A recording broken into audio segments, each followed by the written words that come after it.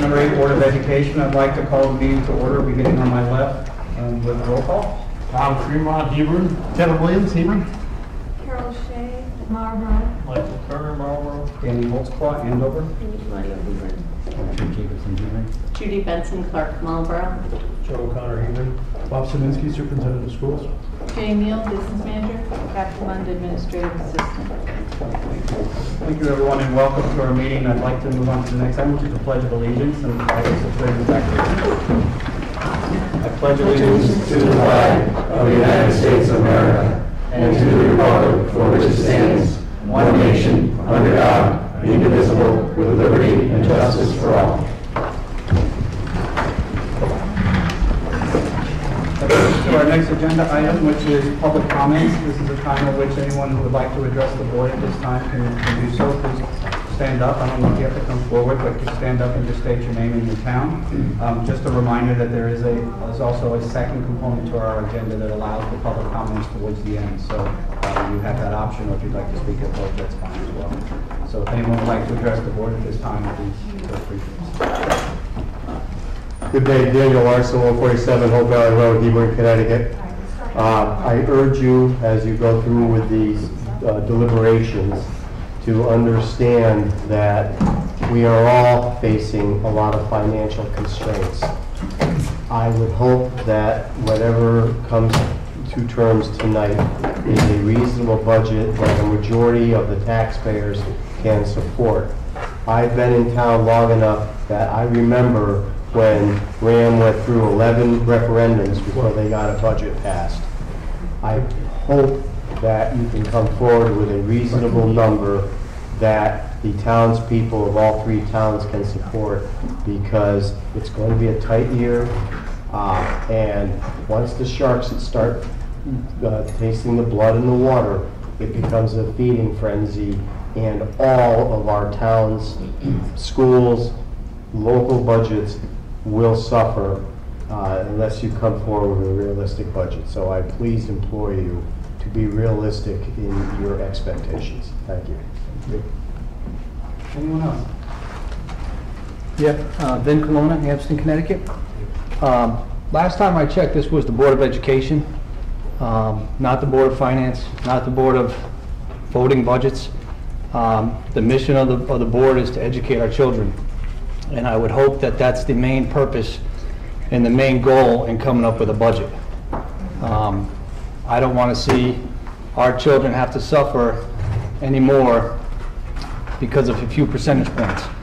I realize it's important. I realize that we need to do that and go through that process. But ultimately, the education is the #1 priority for this board. The voters came on it last year, and we passed the budget. Realized times are tough. Times are tough on the parents. You know, we have pitched in and come out and volunteered. I don't know, a couple years ago when I volunteered cleanup, I don't know how many no voters came out to help out with the RHAM cleanup and pitch in. I hope that there was some, but also, you know, we're still paying healthcare premiums. We're still trucking around kids with 2 cars and gas money. The economy, you know, it's always going to be a factor. I think it's turning around a little bit. Gas prices are down, oil prices are down. 201Ks are now back to 401Ks. There's a lot of development, business development, maybe not in this community, but in a lot of other communities, there's a lot of commercial real estate development.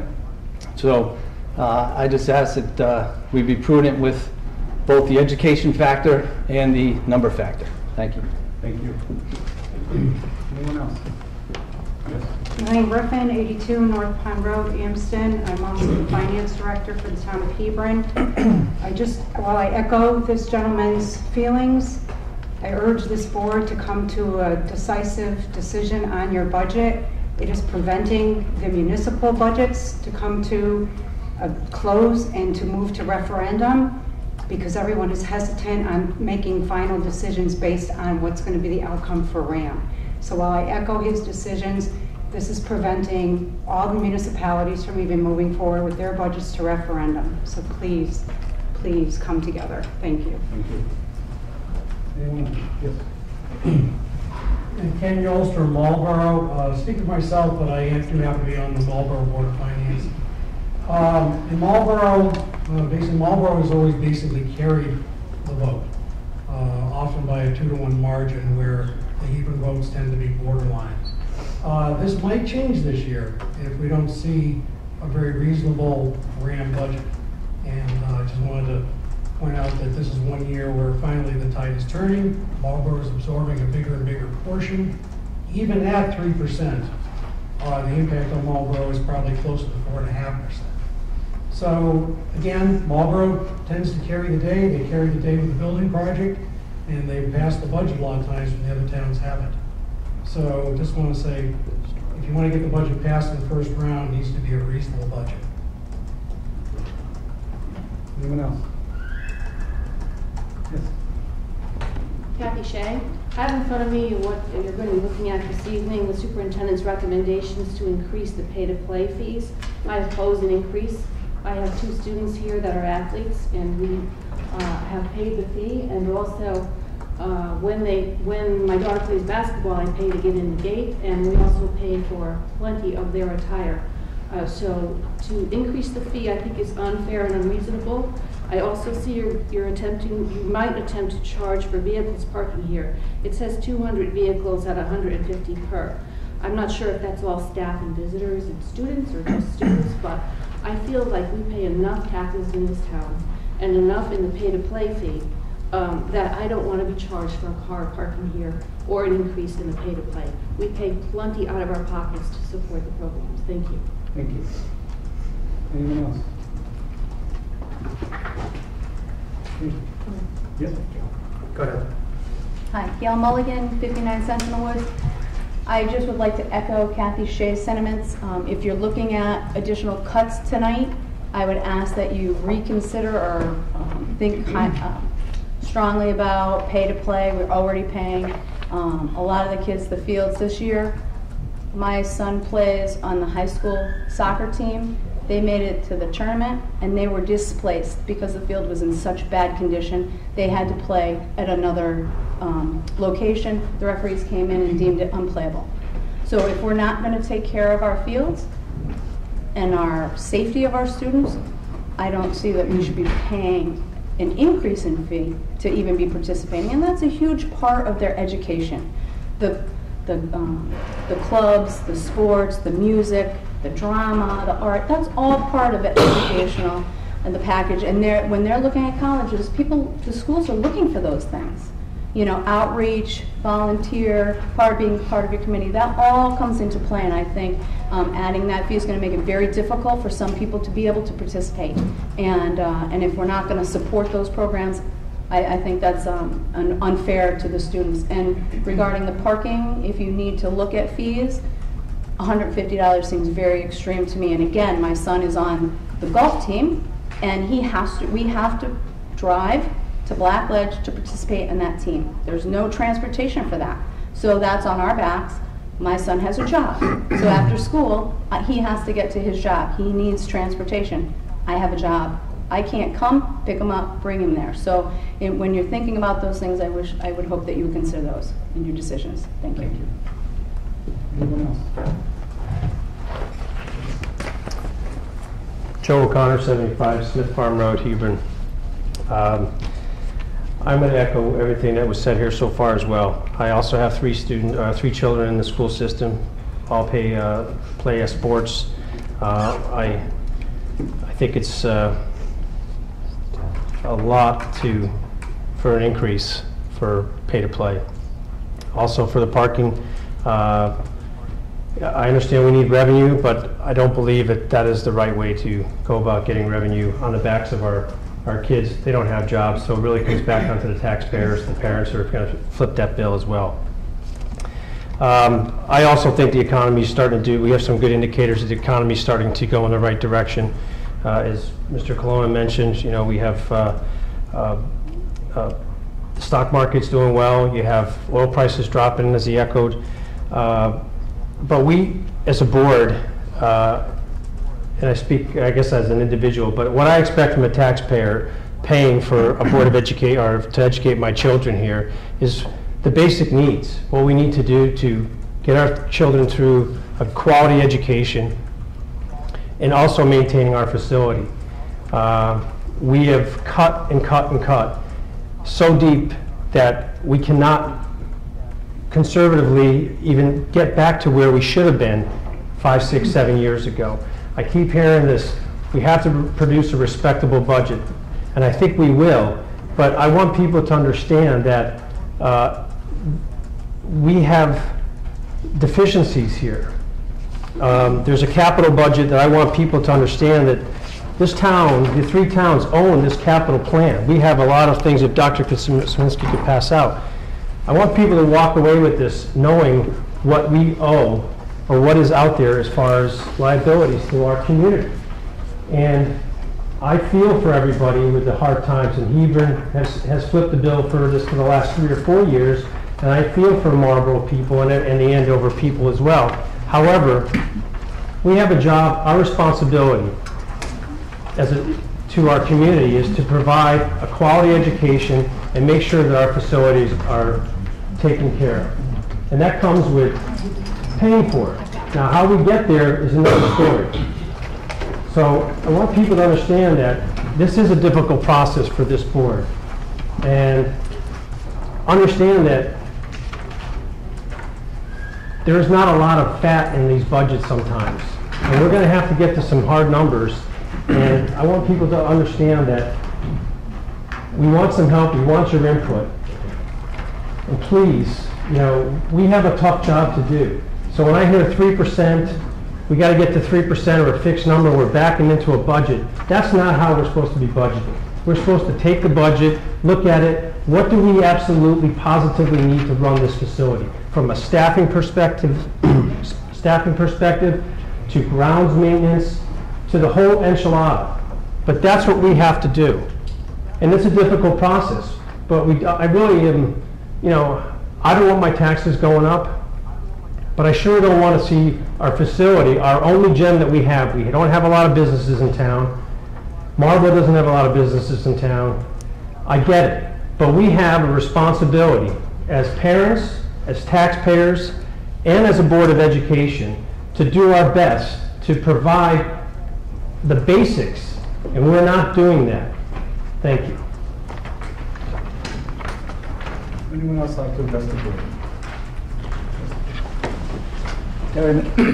Terry McManus, 169 North Street, Hebron. I thought I'd add a perspective of a retiree to this.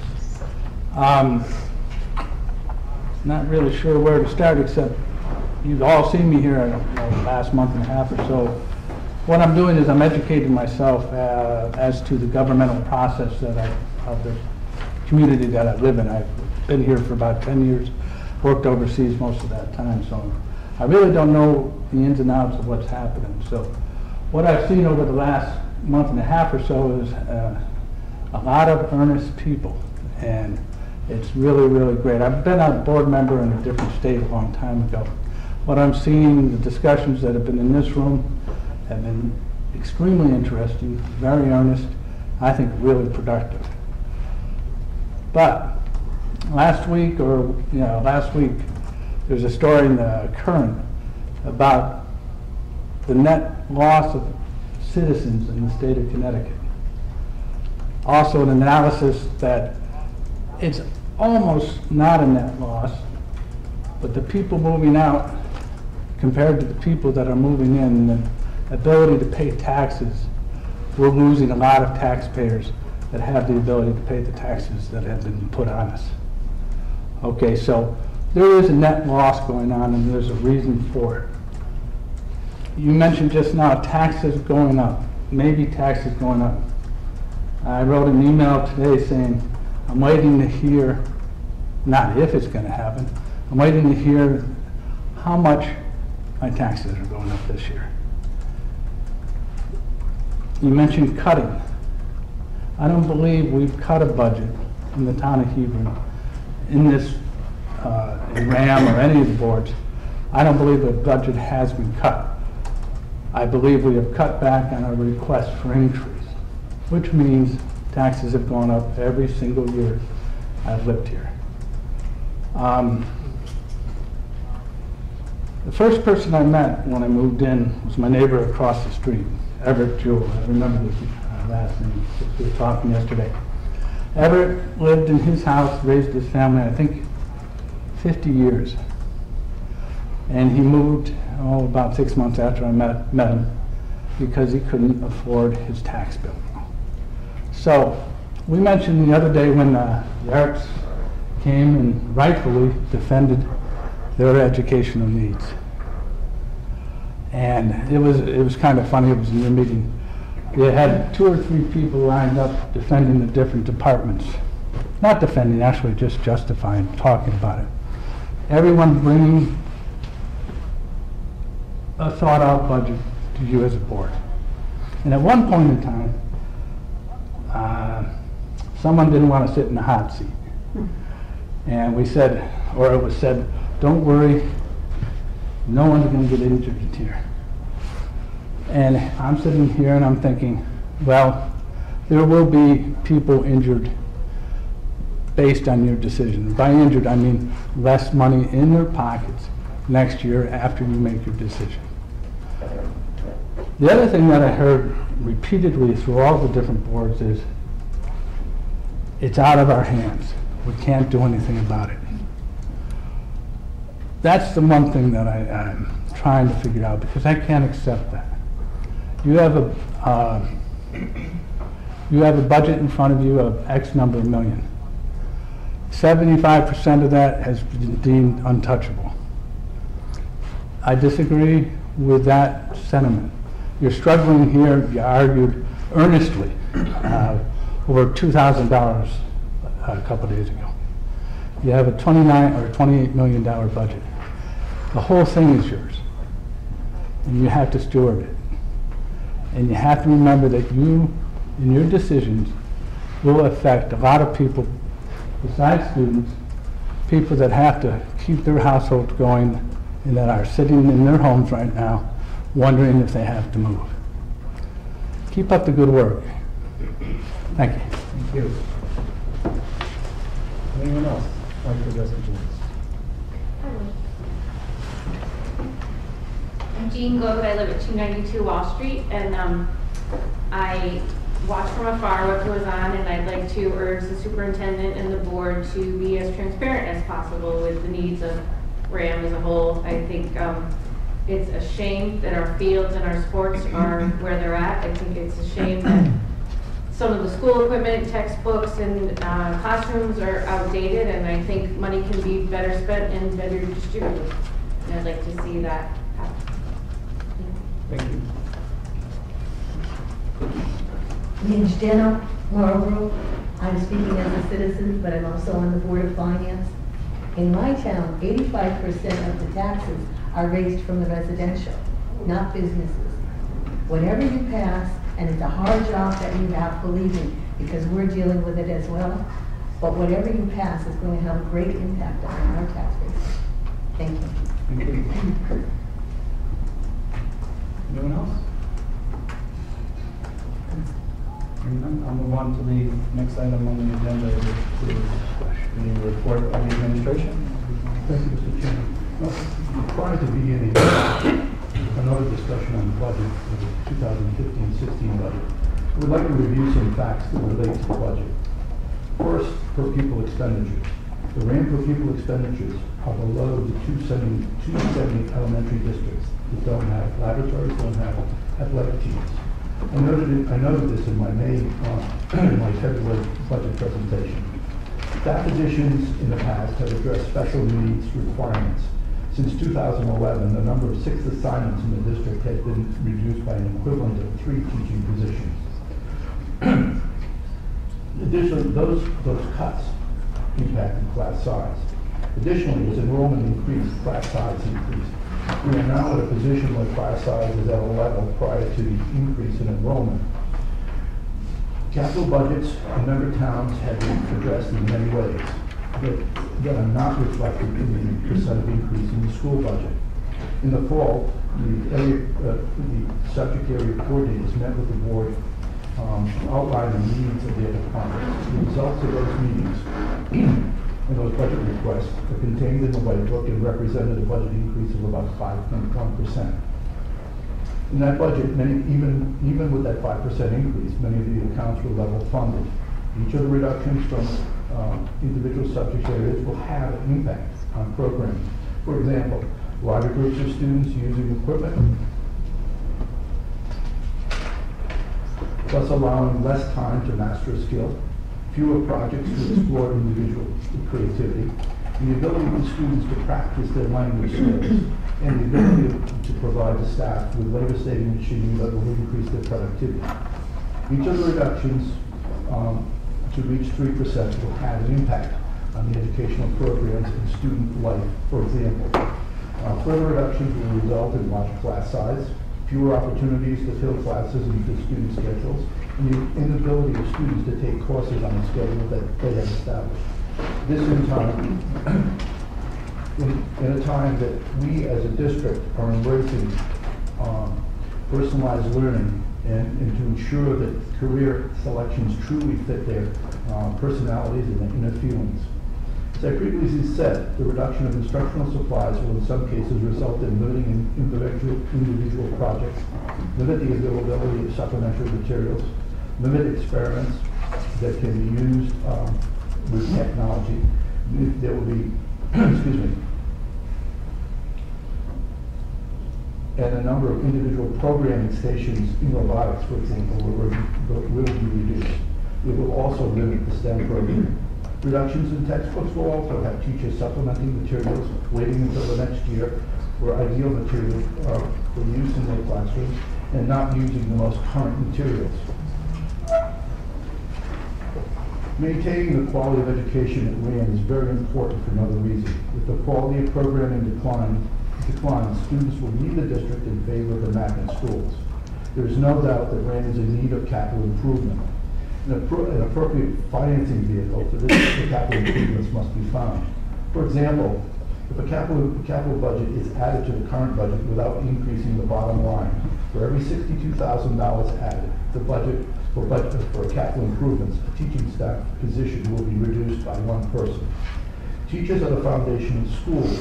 With limited resources, the staff has enjoyed success. For example, the class of 2015, one student has been accepted at Brown, 2 at Yale, 2 at Boston University, and 18 will be attending UConn Stores, which recently has become a competitive school.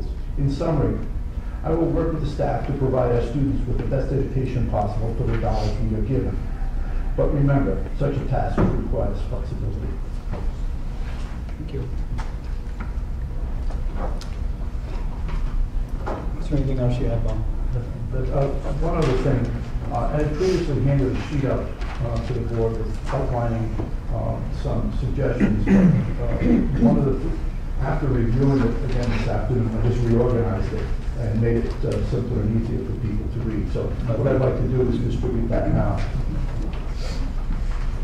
As that's being distributed, I'd just like to remind everyone where we are in the process. We adjourned the other night in the middle of business, and so we pick up where we left off, which was a pending motion made by Mrs. Shea for reducing the budget to 3%, which I believe was seconded, and we were in discussion, which followed with a couple of amendments, and I think the last one was dealt with when we came to the adjournment. So we pick up with where we left off last with the discussion on the 3.0% motion. So with that, I'd like to start with Tom in the beginning to my left. If you want to continue with the discussion, if you have any questions for anyone for that matter, or share with the board. Can you explain again what we were going to vote on to begin with? Yeah, to be more descriptive and for a lot more people that were here the other night, what happened was there was a number of motions that were made. There were some changes made which brought the original proposed budget by the superintendent down to $27,880,321, which was a 3.81% budget, if you will, increase. What's pending right now is a motion to reduce the 3.81% to 3%, which would present a budget of $27,656,450.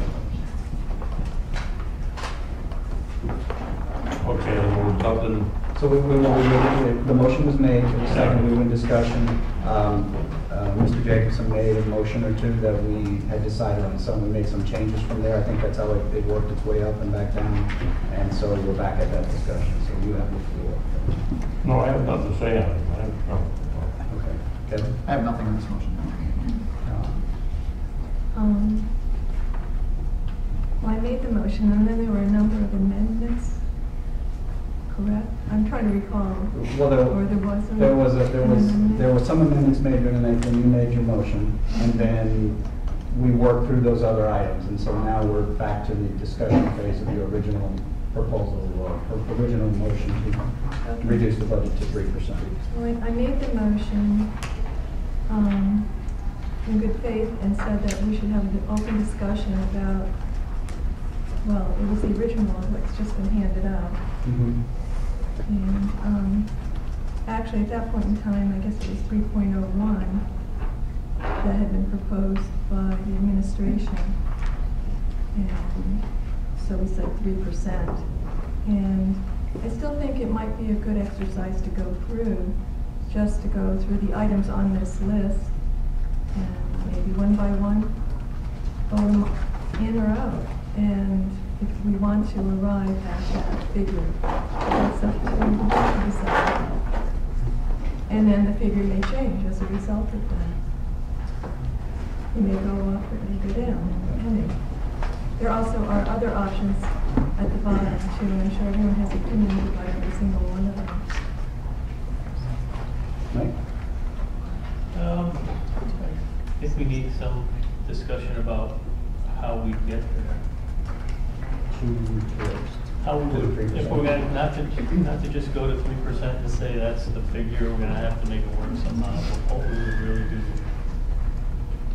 to try and get it.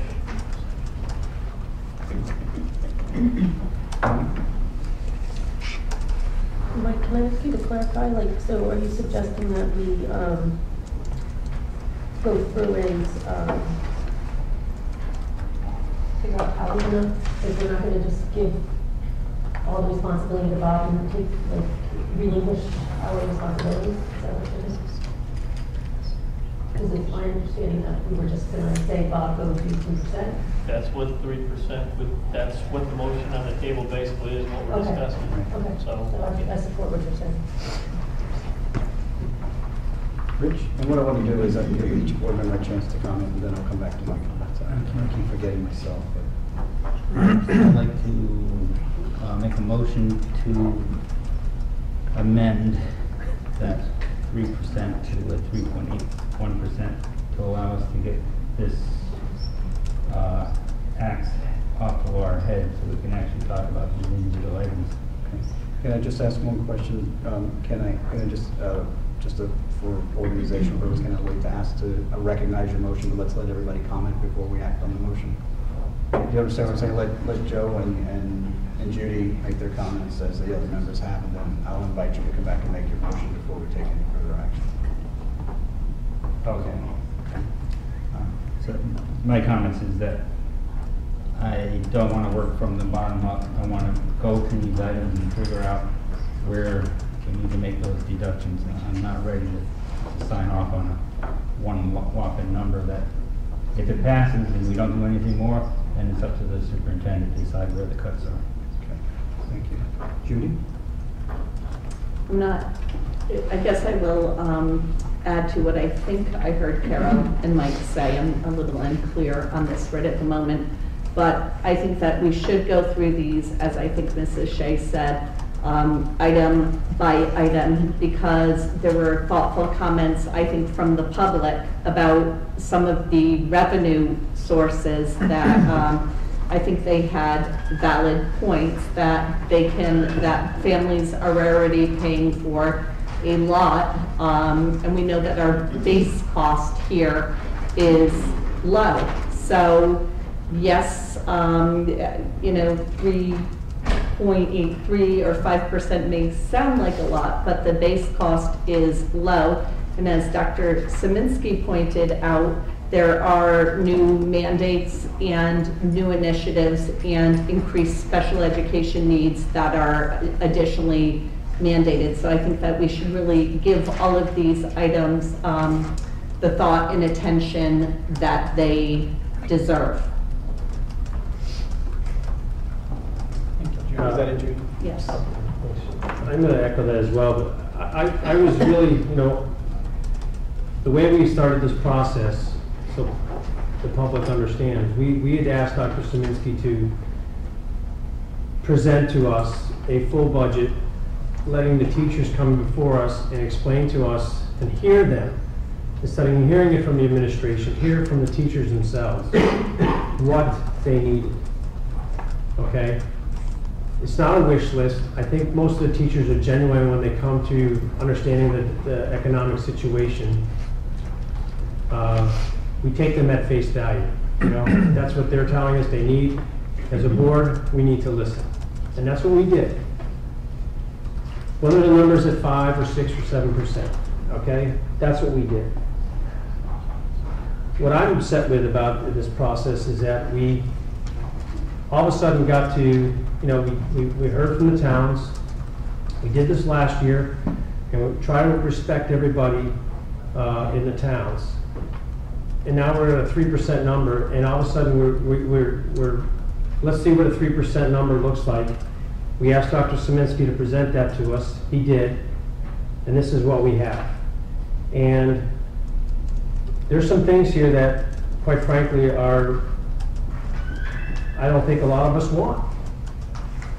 So I understand it's hard times to a certain degree, but we are at a point where we don't have in this budget, which we did last year, an additional groundskeeper, which we really do need.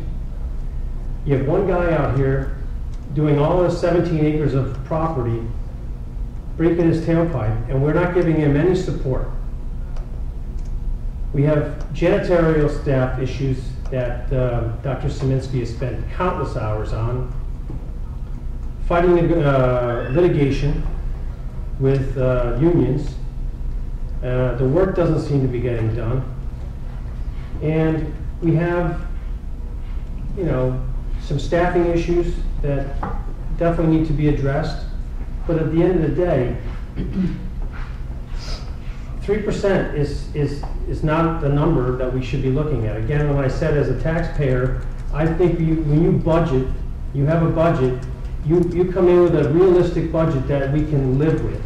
And we have put such a big strain on this facility, this district, from 2007 to 2015 by not funding and not paying and cutting and cutting and cutting.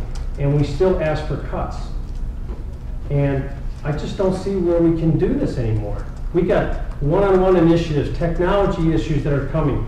One thing I failed to recognize is that we have board goals. So I'll just read those to you. During difficult financial times, our goal is to preserve the quality program in Region 8 by using or including the use of technology. Enhance the education of all our students to include enrollment and success in honor programs. Begin to address the capital needs of the facility, which is 10 years old. Now this is dated 2013. This facility is almost 14, 15 years old. 13 years old. To begin to implement the tenets of the Education Reform Law of 2012, Common Core, teacher evaluations, climate plans, success plans, and administrative evaluation. Continue to examine student preparation for transition to RHAM High School and careers by enhancing the career exploration program. Continue the process of updating of the district's long-range strategic plan. These are the board's goals.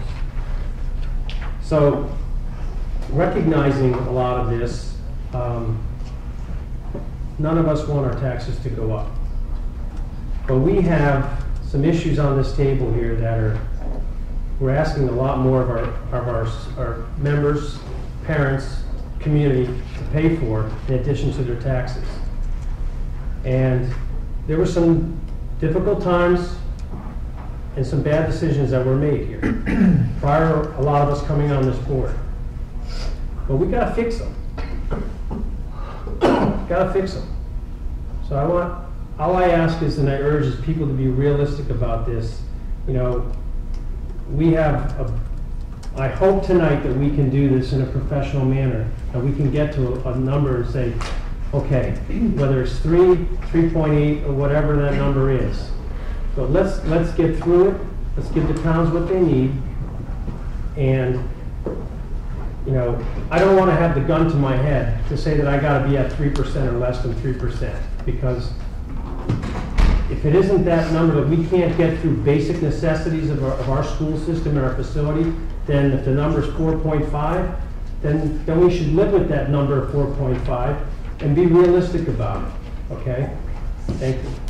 Thank you, Joe. Just a few comments. You know, first, I just want to illustrate the point, or just talk for a second about the fees, the proposed fees, the parking fees, and the increased use of athletic fees and so forth. At a 3.0 assumption, those particular fees in this scenario that if this has to work, include about $60,000 in fees that if we don't accept those fees and the board adopts it or puts forth a budget of 3%, in order to get there, like you said, $60,000 means that we would have to lose a faculty member or a position, or is it a teacher? Is it a faculty position? It's a teacher. It's a teaching position in order to make up for that revenue shortfall, assuming we bring the budget down to 3%. So I think it's important that we think of that as well. I also want to say that, and I said this years ago when I first came on the board and subsequent years thereafter, that every time we were looking for a few dollars here or there, we always, as a board, not unanimously, but as a board, nickel and dimed athletics and user fees and club fees and so forth. And when you're looking at a $27 million budget and you're looking at $30,000 or $40,000, $50,000 in fees, the impact on the families is greater than the impact on what we're trying to achieve from a budget of this size. The facilities, and I said this the other night, and I know we have other people here tonight, but it's important to note, because some very important points brought up about the facilities, the fields, the infrastructure, and things that have not been addressed. I'll disagree a little bit, but I want to thank Joe for bringing this up tonight and bringing us all closer to the importance of this. It wasn't bad decisions of the past. I've been on this board for 8 years, or almost 8 years, and it wasn't bad decisions of the past. It was a new campus. It got to 10 to 12 years quickly, and the needs after the last couple of winters and 2 drastic hurricanes and all the weather that we've had have all just combined impacted everything at one time. So I don't think it was, with all due respect to Joe, being bad decisions. I think the decision never got to us because it all manifested at one time.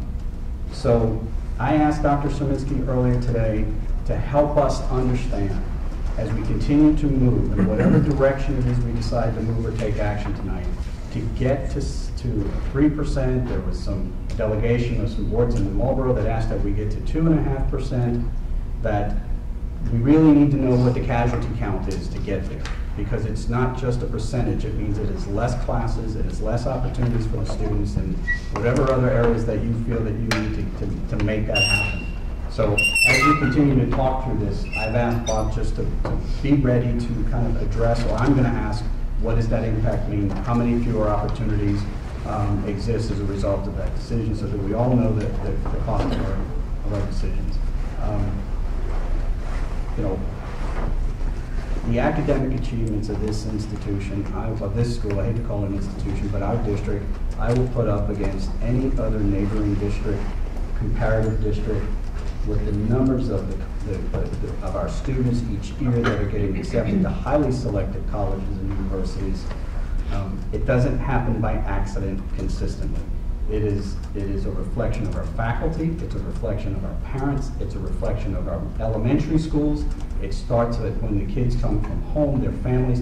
It is a cumulative effect and a result that has value. It has value for our community, it has value for our property owners, it has tremendous value for our kids. So it's something that I think we need to keep in mind when we think about the opportunities, the pathways to excellence that we are creating for our kids in the school, that we need to do our best as stewards. And you mentioned stewardship, and I thank you for that, because this is a stewardship effort, and we need to find the best way to manage those resources, and recognizing the impact our decisions have on our towns. The impact on STEM, Dr. Saminsky, you said that the reductions will have an impact on STEM opportunities for our kids. This 2 years ago or 3 years ago created an initiative with STEM with not only providing a STEM opportunity for our students who are interested in that track, but also following with the colleges and universities, and business and industry is following in Connecticut. We also use that as a leverage to the number of students, the increasing number of students that were going to magnet schools where we had absolutely no control over the tuition that we were being charged back. The last 2 years, we've seen steady declines in the number of students who are going to magnet schools. In fact, you're starting to see some students coming back to RHAM and not going to those schools. So something else to keep in mind when we think about the impact of our decisions and planning that we did 2 years ago. So with that, I will go back to open it, and I know, Rich, you wanted to make a motion.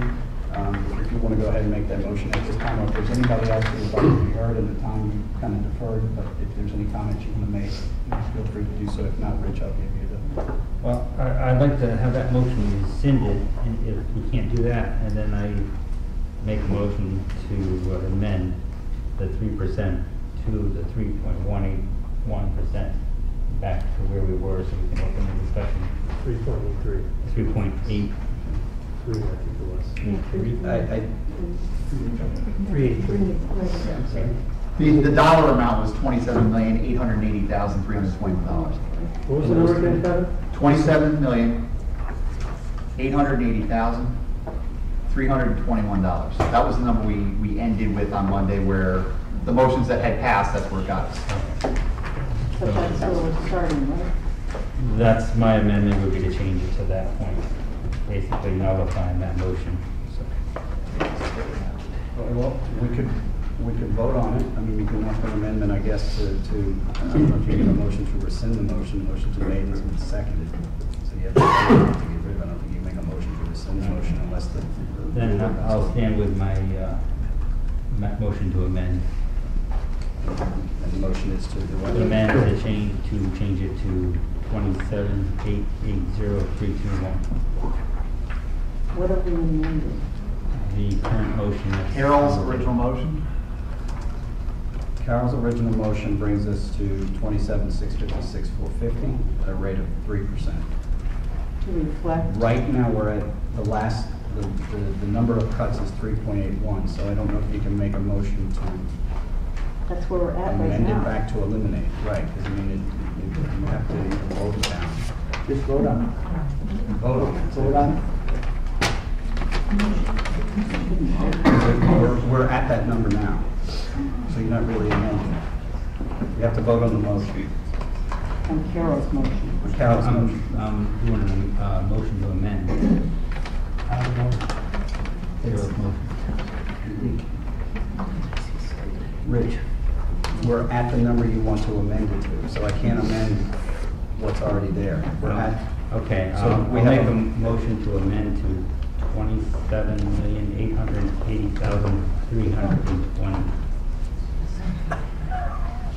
That's where we are right now. Now we're at 21.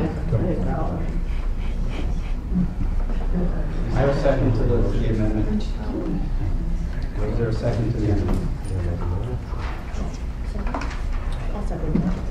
So Amy has seconded. We're at discussion on an amendment to restore it, to change the motion to bring it to, I guess it's still 3.81%, but it's $27,880,320. It gets us back to where we want to be to start to discuss this. So if that makes any sense to everybody. All right. Anybody want a discussion or anything on the point of the amendment?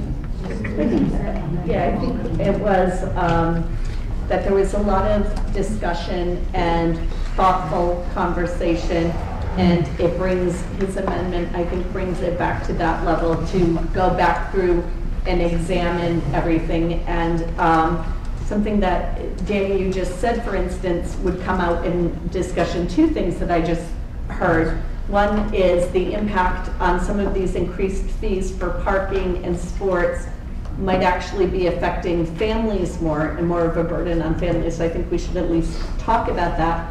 And another thing would be to talk again about the cost and what it takes away from this actual budget when each individual student goes to a magnet school, because there's a considerable cost, and it's hundreds of thousands of dollars that could potentially be talked about. So I think this brings it back to the talking about the line items that in a thoughtful way with consideration.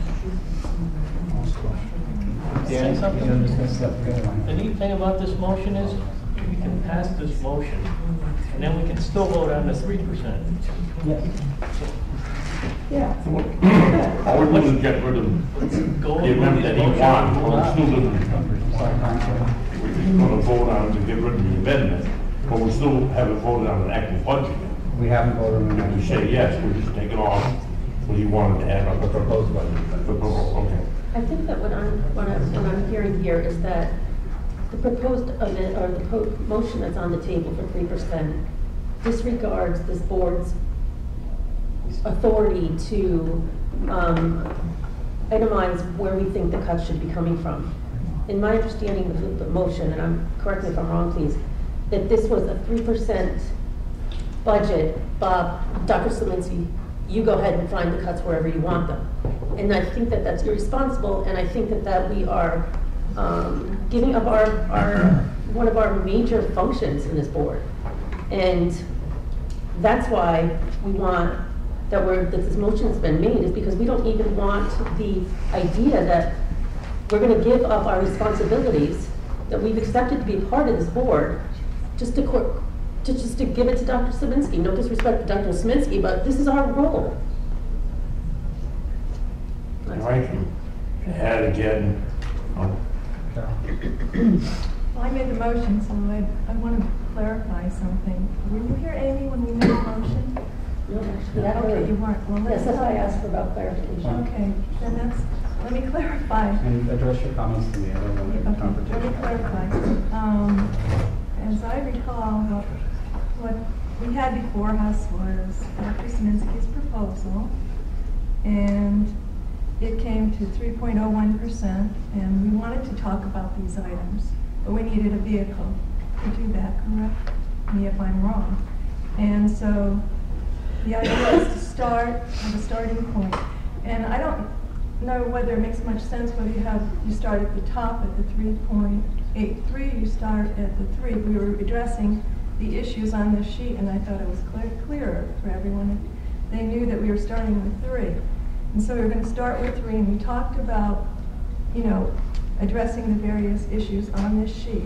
And we could take it beyond that, too. But we just needed a basis for discussion, and that's all it was. It was not to hand it over to Dr. Selinsky to go with. That was not it at all. No, the only comment I wanted to make was I happen to be mostly educated in management, and I believe the board's job is more management than it is running the school. That's why we hire a superintendent. That's why we hire principals. Okay? If we didn't need them, why should, if the board was going to run the school, why have a superintendent and why have principals? We might as well run the school. I don't think we have the education to run the school. I know I don't. That's why I go along with Dr. Selinsky, and when he comes up with some suggestions, and I'm sure they were hard for him, but I think he's more in tune in what's going on in this building than we are. He's here every day, we are not. And so aren't the principals and the whole staff. And that's why when they make suggestions, or they come up with what they think a cut won't hurt the most, I have to go along with it, because I do not know on my own. Okay, I'm not going to pretend I do know. That's what management's all about. I count on the people underneath, and I'm not saying I'm above them, but they work for us. All right, and you want to take from them. That's why you have them. There's no sense in having them if you're not going to take from them. All right, that's what management is all about. Okay, and like I say, I'm sure he finds it very hard. I know Dr. Selinsky for years, and he had to do this almost every year we did. This is nothing new to us. Okay, And like mentioned, that we don't like to just aim at a percentage, and that's correct. But I've been from the old school, well, and then in this building, and we've been shot down a number of times when the public feels they're not getting the number they want. Granted, as the board, we like to have a different number, but we're in the middle here, okay? And we try, and I know Dr. Sheminsky personally does everything for the students. He gives up a lot for the students. And I think the record of this school shows that. We have a very good graduation rate, and the kids that go on further for the money she's had to do this. Right? So, my only comment is, the basic is, that I go along with Dr. Sheminsky's suggestions. Okay. I think there's a cleaner way for us to do this. And so what my recommendation would be is that we vote down the amendment to bring it to 3.83. It brings us back to Carol's original motion of reducing it to 3%. We're back to discussion of the original motion. We have a discussion as a board about the items that are in here. We get to a delta, whatever that delta is, between Carol's motion and what we agree makes sense, and we make a single amendment to bring it to that number. That's what we vote on as a board. I think that's the cleanest way for us to do this, because going through amendment after amendment after amendment is going to take us 4 times the time to get to the same result. That would just be my suggestion, is vote against the amendment, brings us back to discussion on the original. We talk through the items, we get to a bottom line number we can agree to, we amend it once to that number, and we're done. Thank you, Greg. Anyone else before we go to vote? I guess never mind. Anyone else? Vote. All those in favor of the amendment to amend the proposal to 27,883.20, say aye. Any opposed? Any abstentions? I'm sorry, I can't see the hands. What was it, raise it again? The motion was that the amendment to change the 27,656,450 motion made by Carol to 27,883.20. Four. Okay, so let's do it again. All those in favor say aye. Aye. 1, 2, 3, 4. All those opposed? 1, 2, 3, 4. 5, 4. Any abstentions? Okay, amendment fails. So now we're back to 3%. So now we're back to 3%. We're back to the 3% motion. On the items on the motion. One discussion on the motion. So, Tom, back to you.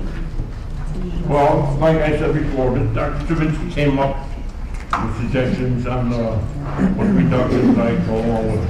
And that'll bring us to a 2.91%. That's a 2.91 reduction from the previous 5.1. Oh, I'm sorry, okay. Sorry. Clarification. Got a few here. So on the revenue side, I appreciate the administration's attempt to try to find revenue streams and to try to find some ways other than just cutting programs to get us to an equitable number. And I do see logic in some of these. We've talked as a board and at our frustration at times at seeing buses running around town half full because students are opting to drive to school.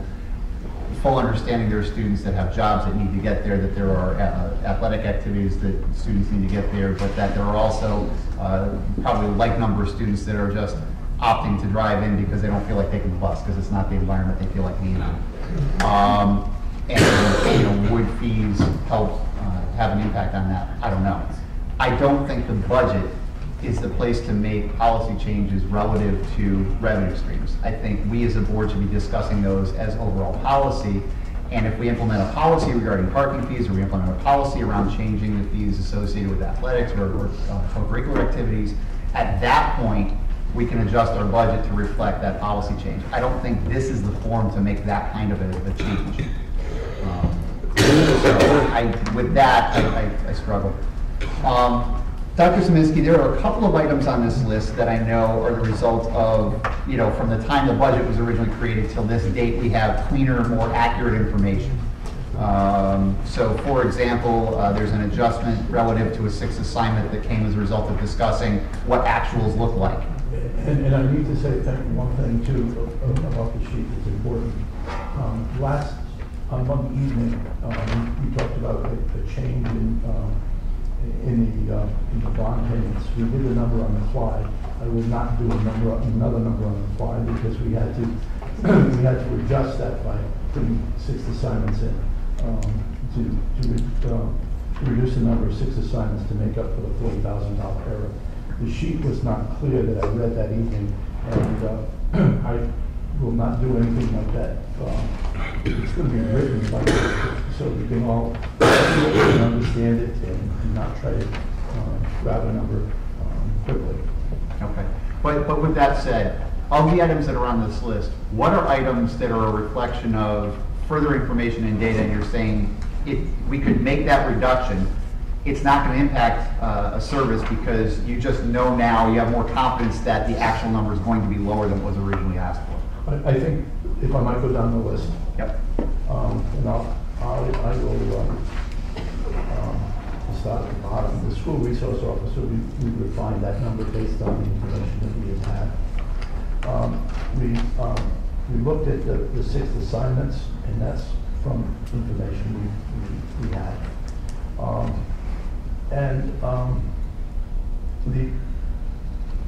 Those were the prime ones that we had for additional information.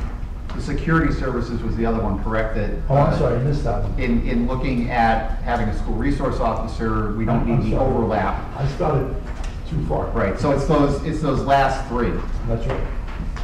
So those are three items that, if we were to take those cuts, aren't going to have a negative impact because they're a result of more accurate forecasts. Exactly. Okay. So can we just elaborate or understand what security services are? What happened was that when we added the resource officer, and we also had the traffic supervisor here in the morning. So now, with the resource officer, he can do that, and we can eliminate that expense. And who is he? Whoever the resource officer is going to be. No, I meant the security services. Is this one individual? Is this multiple individuals? This is one individual who is here this morning. A police officer? I'm sorry? Is this the police officer? Yes, it is.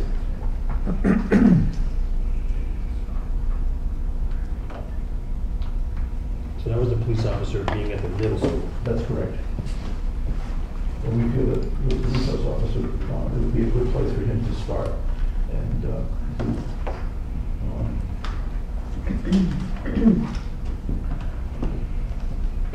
Okay. And then the only other point I wanted to make is just that I think it's a clarification from our board's perspective. So the first item under the proposed reductions under freshman sports for 18,940, and it's reading as an explanation, eliminate program. It's not the elimination of a program, it's the elimination of the program from our budget. Currently, those programs exist and they are funded through outside sources. They're basically self-funded programs. Right. And the budget included adding them into our programs or into our budget. You know, and that's... So it would be a new program. It would be a new program as far as our budget's concerned. So a better explanation would be similar to the ones below, delete from the original proposed budget. Yeah, I would say that's No more problem, I accurate. can fix that. Okay. For now, that's all I have. Okay. Well, this sheet's a little different than the previous sheet. In the previous sheet, they had up at the top one-to-one computers, and now it's under other options. I just would like to reiterate what I said last time, and it's the one thing that I really feel we should not eliminate. And I think it's important that we initiate the program next year and move forward with it, because we need to keep up with the times. Our kids need to be equipped to compete when they get out of school, whether they're going on to college. Many of the colleges are using the very same Chromebooks that we're proposing for the one-to-one computers. And I think it's a good thing. I don't want to go into it. We had an explanation from IT. I don't know if everyone was here when they gave it, but it really made sense. Plus, when I was on the board in Marlboro, we also investigated it and felt that it was a strong program and a good concept, and we actually bought Chromebooks, I believe, a grant, so that we could have our 6th graders be in a position to learn something about Chromebooks before they went on to junior high and high school. And it would have been like as a transition. So, and so the program had a lot of thought put into it. This was last year they were talking about it, I know. And they made a lot of plans, and I think there's also curriculum that would be tied into it. And it may also make some of the textbooks in the future, the cost of the textbooks possibly may go down as they get more of the Chromebooks and they integrate them in the upper grades. It's going to start with the 8th grade and go up through grade 12 over the course of 4 or 5 years. And who knows, they might be able to accelerate that program once they get it in place. It looks like it's really working, who knows. So I really feel strongly that we should keep the computers in. 42,000. Like I said Monday, said before that, you know, a lot of this reflects what we've been doing for the past 5 years. You know, we've been protecting staff, protecting programs, all that stuff's important. You can't stop and start those things willy-nilly, but we keep going after the same thing.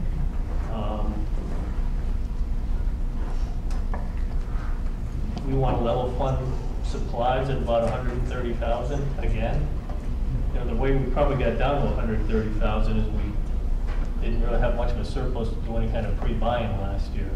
So, do you want to have computers, which we've been pretty much giving them everything they've asked for. When they've asked for laptop cards, we've given them laptop cards in the past.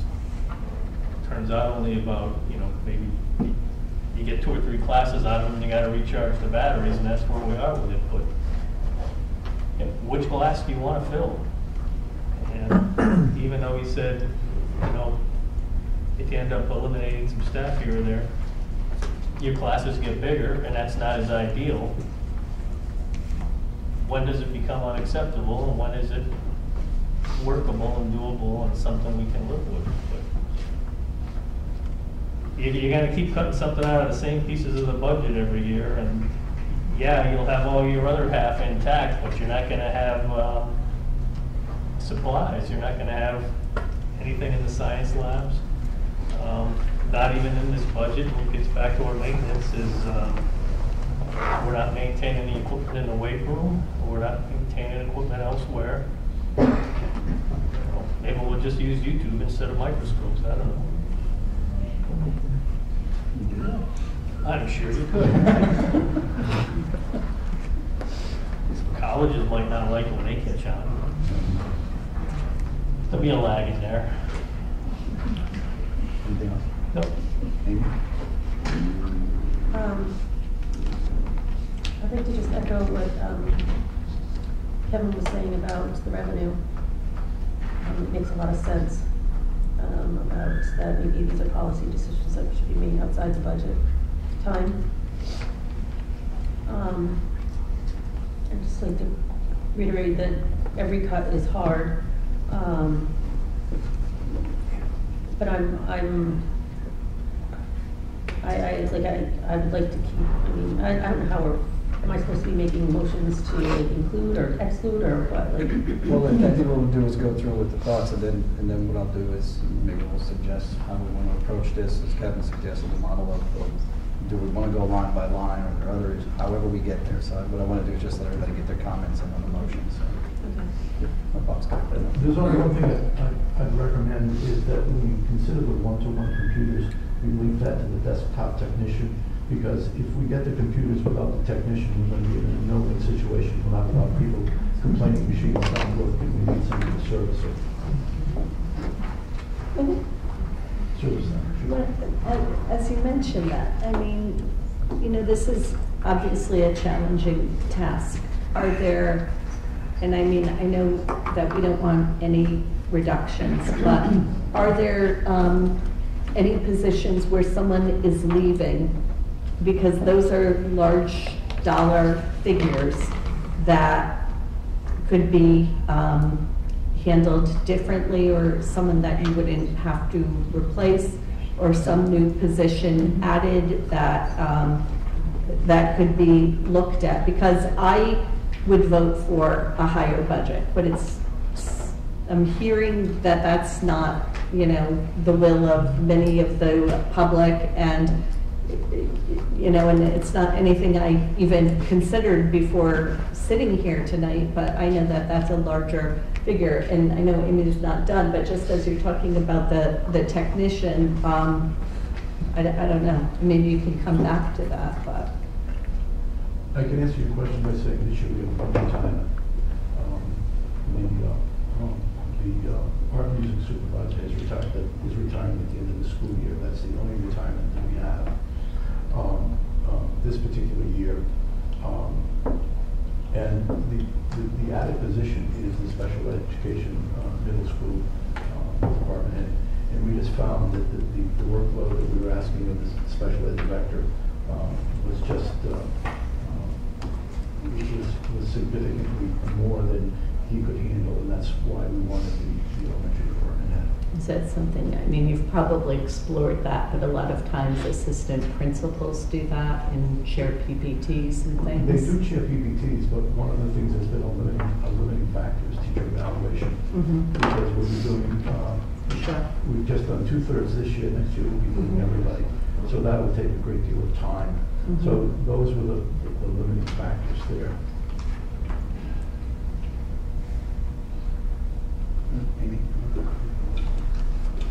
Well, I think, given the realities of the situation with the towns being in a bind, I think that we really do need to look at personnel, and rather than nickel and diming every program sufficiently, just down to the bare bones, that we should maybe look at, like Mike said about maybe increasing class size isn't ideal, but it's not harmful to increase the class size a little bit. I mean, we've got to explore everything, because people want cuts and we don't have anywhere to cut from.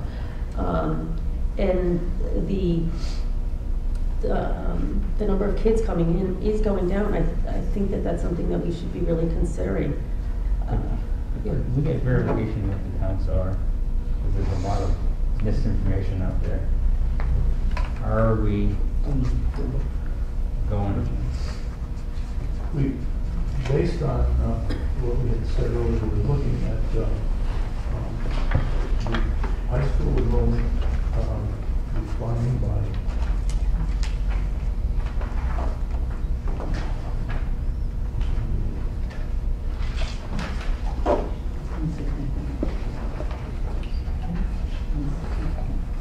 high school enrollment, the middle school enrollment will increase by 12, and high school enrollment will increase by 10. We're looking at 1084 at the high school and 567 at the middle school. What was the middle school? 567.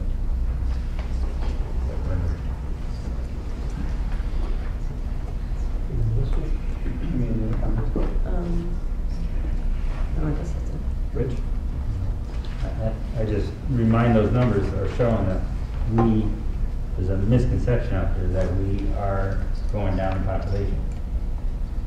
It's predicted to go down at some point in not too distant future, but this budget, we don't have a decrease in population. I agree with Kevin on the parking fees and the participation fees. I also recognize it's revenue and it's part of our budget. So, and I don't have a big problem with not adding some of these fees, but I have a big problem with the amount or the size of these increases. 150 just seems way too much. 100 might be better, and definitely the state fees are going up too much. Freshman sports, it's only $19,000, but it's probably not the year until we take care of some of the other stuff to be doing that. The council and the guidance are very important. And the big ones are these industrial supplies. The recommended reduction is 55,000. It's instructional. Instructional supplies. 65. Now, these reductions are on top of the ones we've already approved.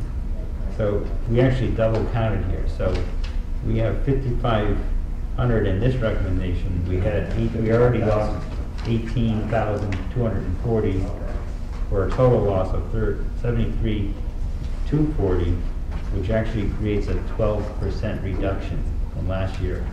So we're not level by any means. It's pretty substantial, and as it stands, looking at what requests there were a lot of requests for the STEM program equipment that was needed for that. That pretty much wipes out the 8th grade STEM program if we do that cut. At least from the things that I saw. Everyone knows how I feel on these textbooks. We are way behind in updating our textbooks. And so I'm not comfortable with cutting those world language books that we talked about on Monday. And I'm not comfortable with doing the other books. Two software that makes sense, that.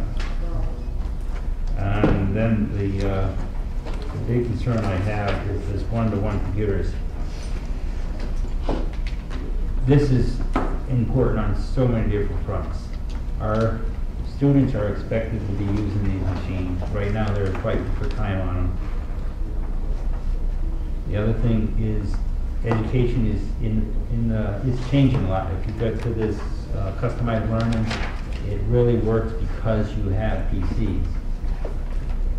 It is something that will affect our budget in the positive over, it won't be next year, but as we get everyone on PCs, we'll be able to buy books on these computers, and should be able to start doing some more online courses or concurrent online courses and help maybe in the longer run reduce our big ticket items, i.e. the teacher's salary. But if we don't start, we won't get there. I have a major problem with funding this by financing. This financing on these computers is this for a 4-year? 3-year. That's a 3-year finance. So as we were talking in the program subcommittee, that we were thinking that this would be a 4-year rotation. So middle school would be switching off and on. The high school, you pretty much have one for the length of your stay here. So with that turnover, this is not something we should be financing. This is something that we should be buying in this grade, 1.5 grades every year to create that 4-year cycle. It will save us a substantial amount of money in not so long run. Now I started looking at if we took this approach, actually I used a 4-year plan, so it's, our costs will quickly go up. It's 42 this year, it'll be 128 next year, 213 the following year, $1,000. And then it would be pretty much stationary at 256 barring the change in technology and the increases of technology. This is something we should be buying some every year and get on that cycle, so we're not paying the finance fees. So that's where I am on that. Okay. Well, I think the increases are a lot in both pay to play and for parking for students. So I think we should look at that. The things above the line, because the things below the line all trouble me greatly. So the things above the line that I really circled were the school resource officer. I think we talked about that we really want a safe environment. The textbooks for world language, math and science, and instructional supplies. And I you know, this is certainly a painful process, and one of the questions I just asked Bob is, and I'm not suggesting this, I really believe greatly in the arts, but just sometimes, and I know what some districts do is through when people leave or retirement, sometimes they don't replace positions, and we find ourselves in a very difficult spot. So I think we at least need to entertain those kinds of things. What we do when anybody retires, in this particular case, someone in the department will become the department chair. So when we replace that person in the budget, what we did, we always use as a placeholder step 3 masters with 2-person health insurance. That's because we know that that's the average of where people come into the district. And that's just been a normal replacement, way we've done replacement over the years. Understanding that, you know, in some years we've, for example, world language teachers, those have been where we've had people come in at maximum. But for someone like an art teacher, we figured that we could step 3 masters, and that's about So average. does that person have a lot of teaching duties as well? The supervisor? The supervisor teaches 3 and is a supervisor for 2, and that's per contract. Okay. And they have to be that way because if they taught any more than, if they taught any less than 3, they would be part of the administrator's unit. Okay, and then the other thing, and I know that we've had some conversations and reasonable people can disagree. I do think that it's wise to have computers, and I think that there could be an examination on that of whether it's a bring your own device kind, and I know there are challenges with that, but a lot of districts do that, and parents buy those large calculators, and by the time you buy the STEM calculator, quite honestly, a Chromebook is not that much more. You actually have something. The kid has a Chromebook. They don't just park somewhere and get nothing for it. So it's, you know, I'm not saying it's the answer, but I'm just saying it's something to consider. A lot of the high schoolers already bring their own devices in their backpacks. They're light. They bring them out in class, and so it is being done some in the school.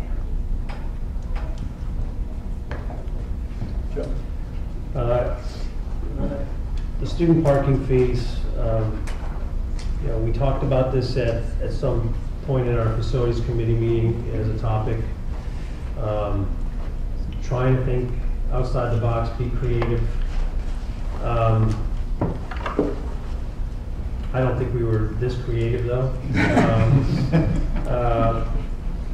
And I've reconsidered my view on it is, I do think it's you know, we talked to Scott Leslie about this and asked his opinion on it, and I would ask Scott at this point to maybe comment some more on that from the board's perspective, if you may, just to enlighten us a little bit about your thoughts on school parking fees, and because you had an opinion on that before. Absolutely. You may remember I made the ill-fated suggestion years ago to start charging for parking. And it wasn't welcomed with open arms. I don't think any of the constituents, whether it be the board or students or whatever. But at the time, I don't think there were a lot of schools that were charging for parking. My original purpose was to allow us to hire an additional hall monitor who would have responsibility specifically for the parking area. So it would give us greater supervision and allow us to better control who's parking, who's not parking. Quite frankly, we have been able to absorb those duties, a lot of that being worked directly with the students. I have my principal's advisory committee, about 30 students I meet with monthly, and one of the challenges we took on a couple of years ago was to sort out the parking lot so it would work for kids. And so we've done, I think, a really nice job of that, and our 2 hall monitors now do take kind of responsibility for the monitoring that needs to take place. I would say my updated feeling is, whereas I originally was asking for the fee to hire an additional person, that's no longer the case. And I think you could legitimately impose a parking fee, whether it be in the $100 range, is not out of line with other schools. I think it may be an exaggeration to say that most schools, but certainly many schools in Connecticut, charge something for parking, and it usually is around the $100 range. Some charge much more than that. Some maybe a little less, but hundreds of that what most schools park. So right now, if the board chose to put a parking fee in place, we would be able to adequately monitor it and make sure that the students that pay the fee have a place to park. So, I think if you're looking at it as a revenue stream, I think it's certainly something that's doable. Can you tell us how many kids currently park on site? We have about 200 students parking right now. Yeah. Okay. Thank you. Now, where would this money be going to if we were to charge? What I would use it for would be maintain parking lot. Use it to paint lines, repair curbings, if possible, do some asphalt repair. I would use it strictly, and if people, what it would do is reduce that maintenance budget. Okay. My views on the athletic fees increasing, I'm not supportive of that. I agree with a lot of the audience.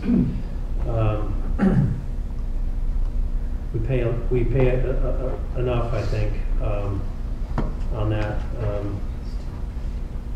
Open to discussion, but I'm not in favor of increasing it that much, if any. The freshman sports, it has been in the past privately funded. Again, I think it sends the wrong message. I know we're trying to cut costs, but freshman sports are important to our youth. A lot of kids come out of the middle school that have played sports, and they don't have an avenue to continue on. Some feel that because the program isn't there, they're going to, go in a different direction. I'm from the belief of that we try to keep these kids engaged, but I'm not wed to the elimination. It's just, we asked it to be funded to see what the number would be. There's the number. I think freshman sports will still exist because there are parents that will continue to support freshman sports regardless if we fund it or not. The Schools and Career Counselor, I've heard a lot about this program, and nothing but good things about it. And to have it, there's kids, which is another good thing, that the kids want to get into this class and we're turning them away. So, I don't know, I'd ask Mr. Leslie again, and maybe if you would like to speak to this program and the benefit of it to the children and to RHAM itself. Absolutely, and I think, of all the programs on there, this is the one that I'm most passionate about and would love to see stay. We currently have a teacher who does a number of things. She teaches 4 sections of our personal finance. She teaches, this year there were 2 in-class sections and 2 online sections. Next year, they're all going to be online sections. In the realm of personal finance, she has become the spokesperson and the demonstration site for the entire state. So we have, when the State Department of Ed looks to increase the number of schools that are looking to offer online personal finance, we're the district that they come to. She's the one that the state brings out to show other schools how to do it. The students that are taking that course also get community college credit through Capital Community College. She also does the career counseling, the technical counseling, which is the position in question. And although she teaches 4 classes and is paid as a teacher, the rest of her day, where she does the into school and career counseling, she's paid a stipend. She's not paid as a certified teacher, although she is a certified teacher. $13,000 would basically allow her to work as a certified teacher. The state does require certification in this area. She organizes all of our shadowing, our job shadowing experiences. She organizes all of our internship experiences. By upgrading her, it allows us to bring it more fully into the curriculum, and it will allow us to address many more students because it will bring her essentially full-time into that fold. In addition to those duties, she also writes our Carl Perkins grant, which brings about $22,000 into the district every year, and she writes our Manchester Community College grant, which also brings a fairly significant amount of money in for supplies in the tech ed, family consumer science areas. And it's the Manchester Community College program that allows those students involved in a number of our classes to get Manchester Community College credit. So the upgrading of that position essentially increases the number of students eligible for internships, for job shadowing. It brings her into the building more, and I'm also hopeful it would increase her ability to write grants for the district. I should add that the grants that she does write are the models that the state uses as well. And so when a district is writing a Perkins grant and wants to know from the state what it looks like, it's her grants that they use. So this is also an extraordinary staff member who would like to do everything we possibly can to keep her here. It's no secret that the state is trying to wean her away from us, and every year they seem to offer her another job to move to the State Department of Ed. And anything we can do to keep her here is certainly a benefit to the district. Scott, how many students are in that program? I don't know if you mentioned or not, or did I miss it? For the job shadowing program, we have, on any given week, we probably have 5 to 6 to 8 kids who are going out on job shadows. So over the course, Dan, I don't have any specific numbers. I can certainly get those for you. And this was originally created through a grant, and that grant has now ended, right? Was this funded? We did the job, what was it, a year ago or 2 years ago, where we added, it was a grant that was attached to career counseling for students. Is that not part of this? No, no. She has always worked as a stipended position in doing this. Yeah. I should also add that she also organizes our college fairs and does quite a bit of work with student college searching. Just real quick, and Joe, is that it?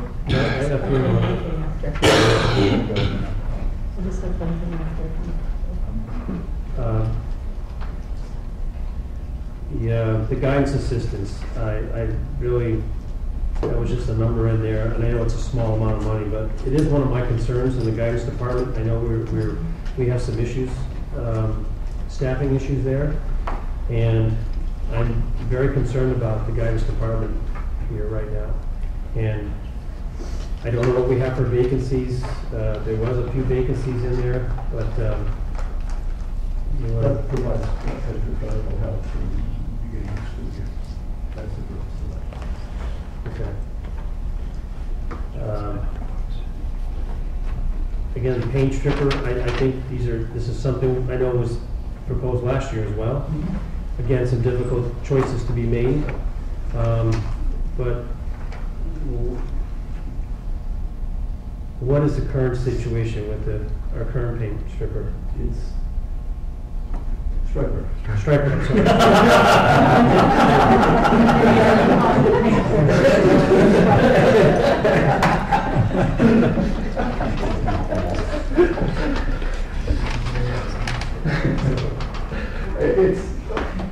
It's an old machine. I think it's about 10 years old. It's in need of replacement.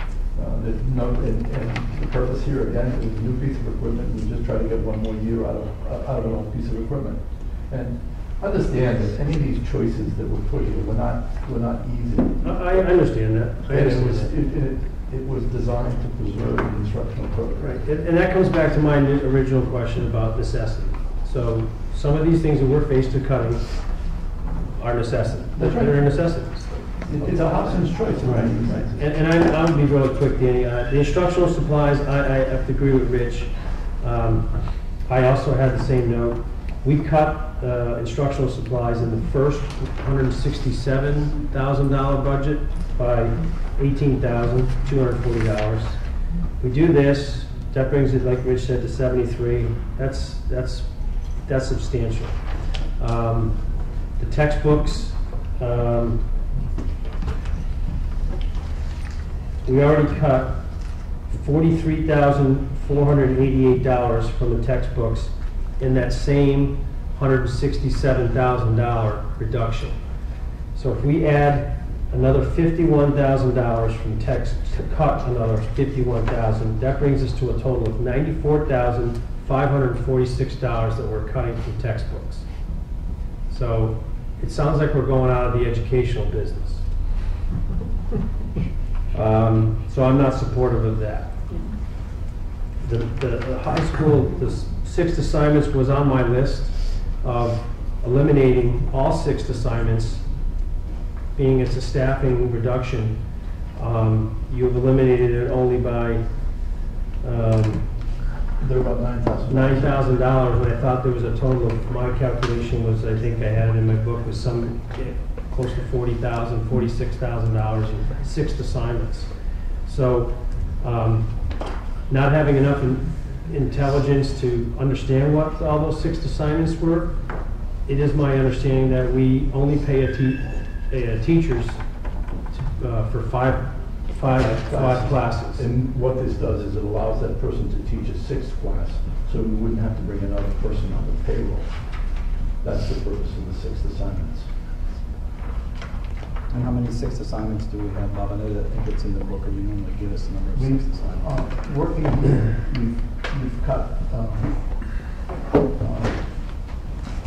6 assignments.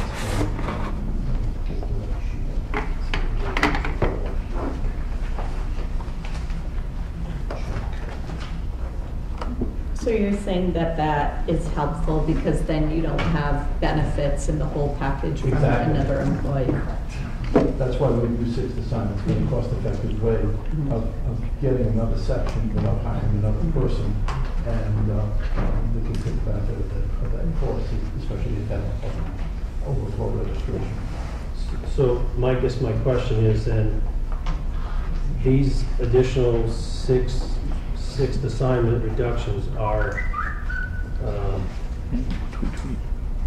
that's it, or can we look further for reductions? No, I think some of the ones that remain, for example, one of them that comes to mind quickly is a special education teacher who, because of the student who's placed in that program, requires a 6th assignment just because of the needs of the children in the program.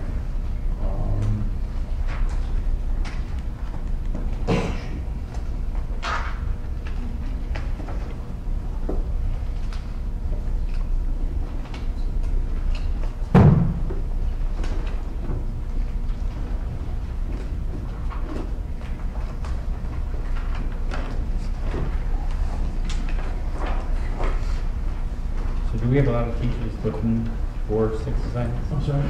Do we have a lot of teachers that like to, or would like to sign up for 6th assignments? It's interesting. Some people will do it for a period of time and then say, that's enough, and then some people would like to do it continually. It's a personal preference. For example, when you look at, take a look at high school, some of the 6th assignments are involved in the AP courses like AP Statistics, AP Calculus.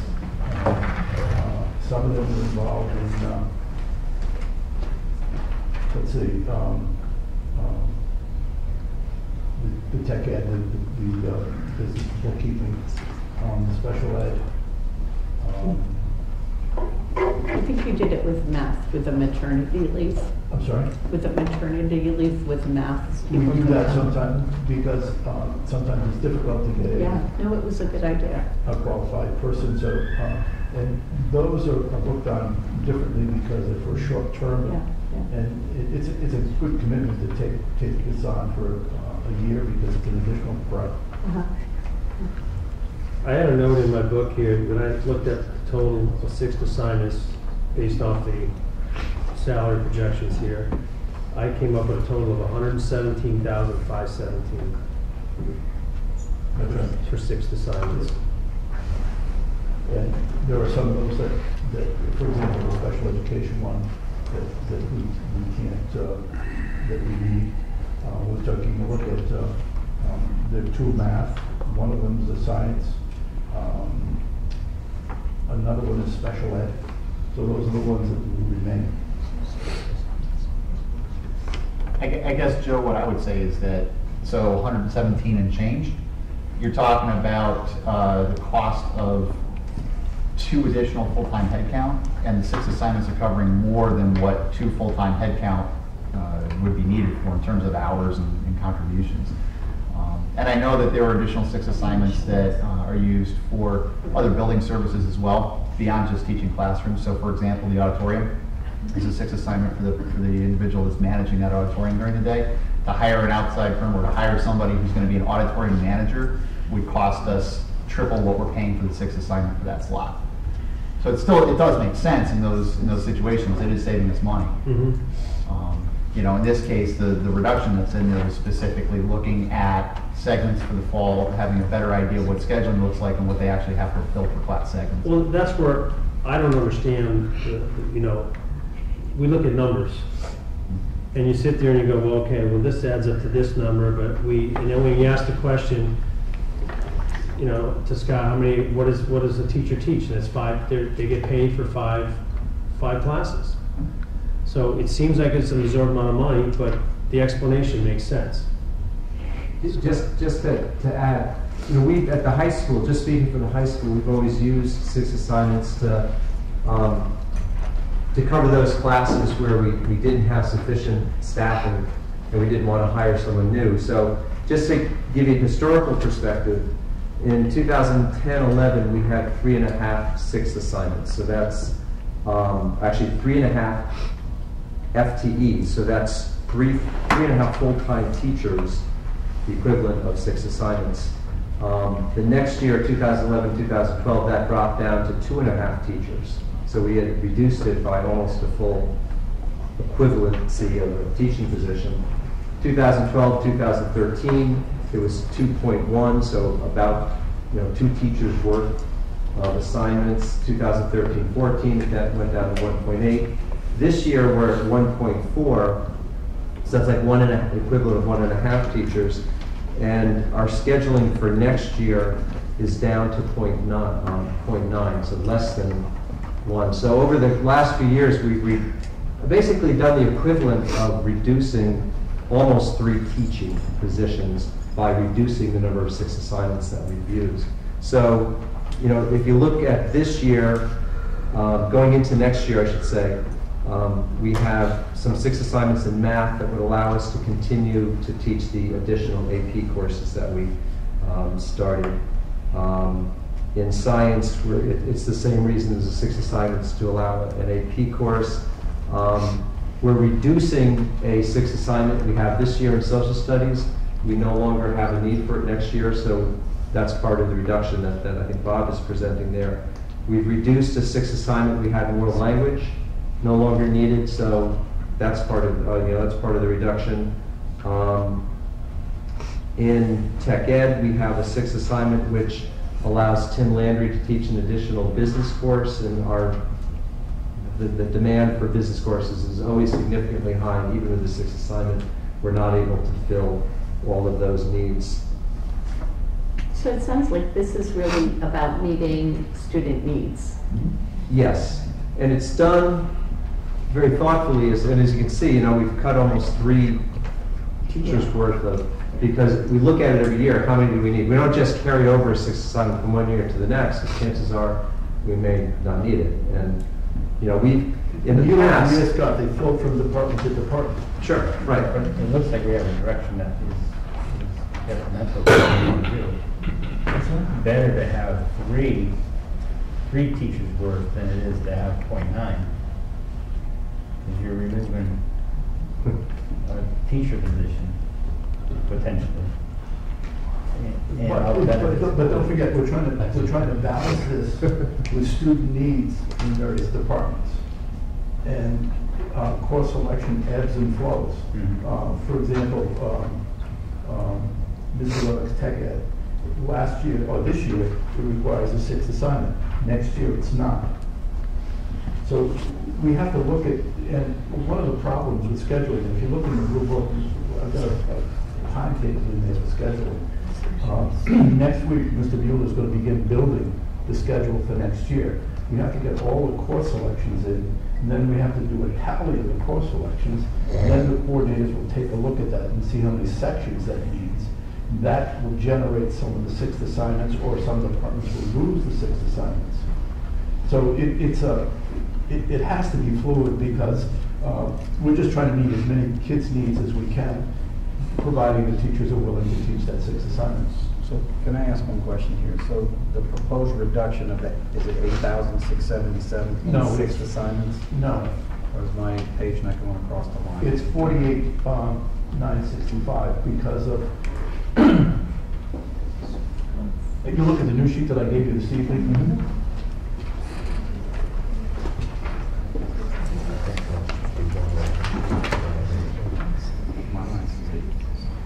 The way I'm reading the sheet, Bob, it looks like in order to get, these are the proposed reduction, these amounts on the right column, right? So 8,677. but to make up for the 40, the total is the 48. So it's a $48,000 reduction to eliminate the 6 assignments. That's correct. So is the 249, 167 include this 48, or does it include just the 8? 8,677. Includes the 8.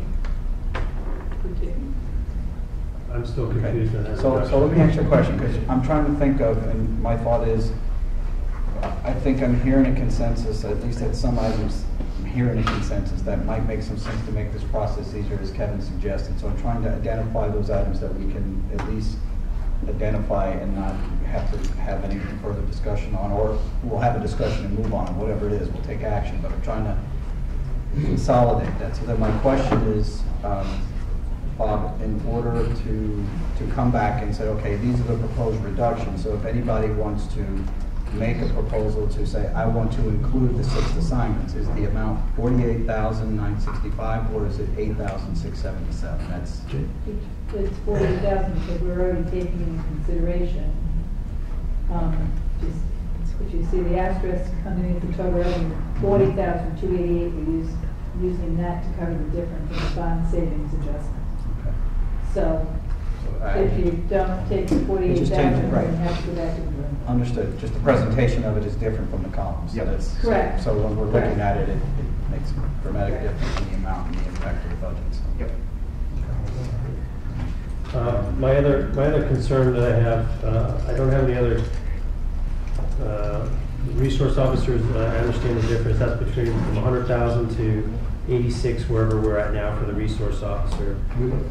It's 91,633. Because we let 5,000 in there For training. Okay. And you explained the security services. The only thing I didn't see here, and again, I understand the situation outside with grounds, and I'm concerned with that, only based on that last year we had a staff member position in there to give our outside person, we only have one guy out there who's cutting, weed whacking, doing all this stuff, hanging nets, doing everything, and then once he's on the lawnmower, some child pukes inside, and then he has to go jump off the lawnmower, come inside, and again, we're trying to reduce it, but in the same time, we're over abusing our current employees, and eventually I think that has a detrimental effect. I know it does in my business. They start looking for other jobs. And it was in the position of the budget last year to increase it, and again, I don't know when we're going to ever start to go where we need to be at staff. We sound like we're at where we need to be with staff from the teaching positions and administration positions, but we're not where we need to be on the maintenance side of it. So I would like to see a position added, whether it's a seasonal position, to give this gentleman some reprieve in his workload, because he is a one-armed paper hanger right now. So that's my thoughts there. I'm sorry. I have one more question or thing too. And I just want to double check these numbers. What is this, tab 15 in the blue book? So it looks like it's dated 1/6/15, so I'm assuming it's this year and you're using those numbers for next year. Is the total cost for students at magnet schools $262,000 now?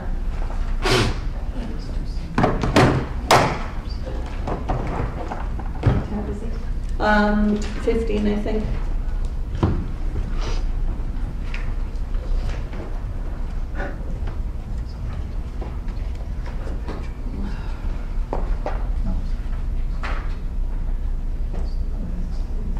If that was in the budget, let's look.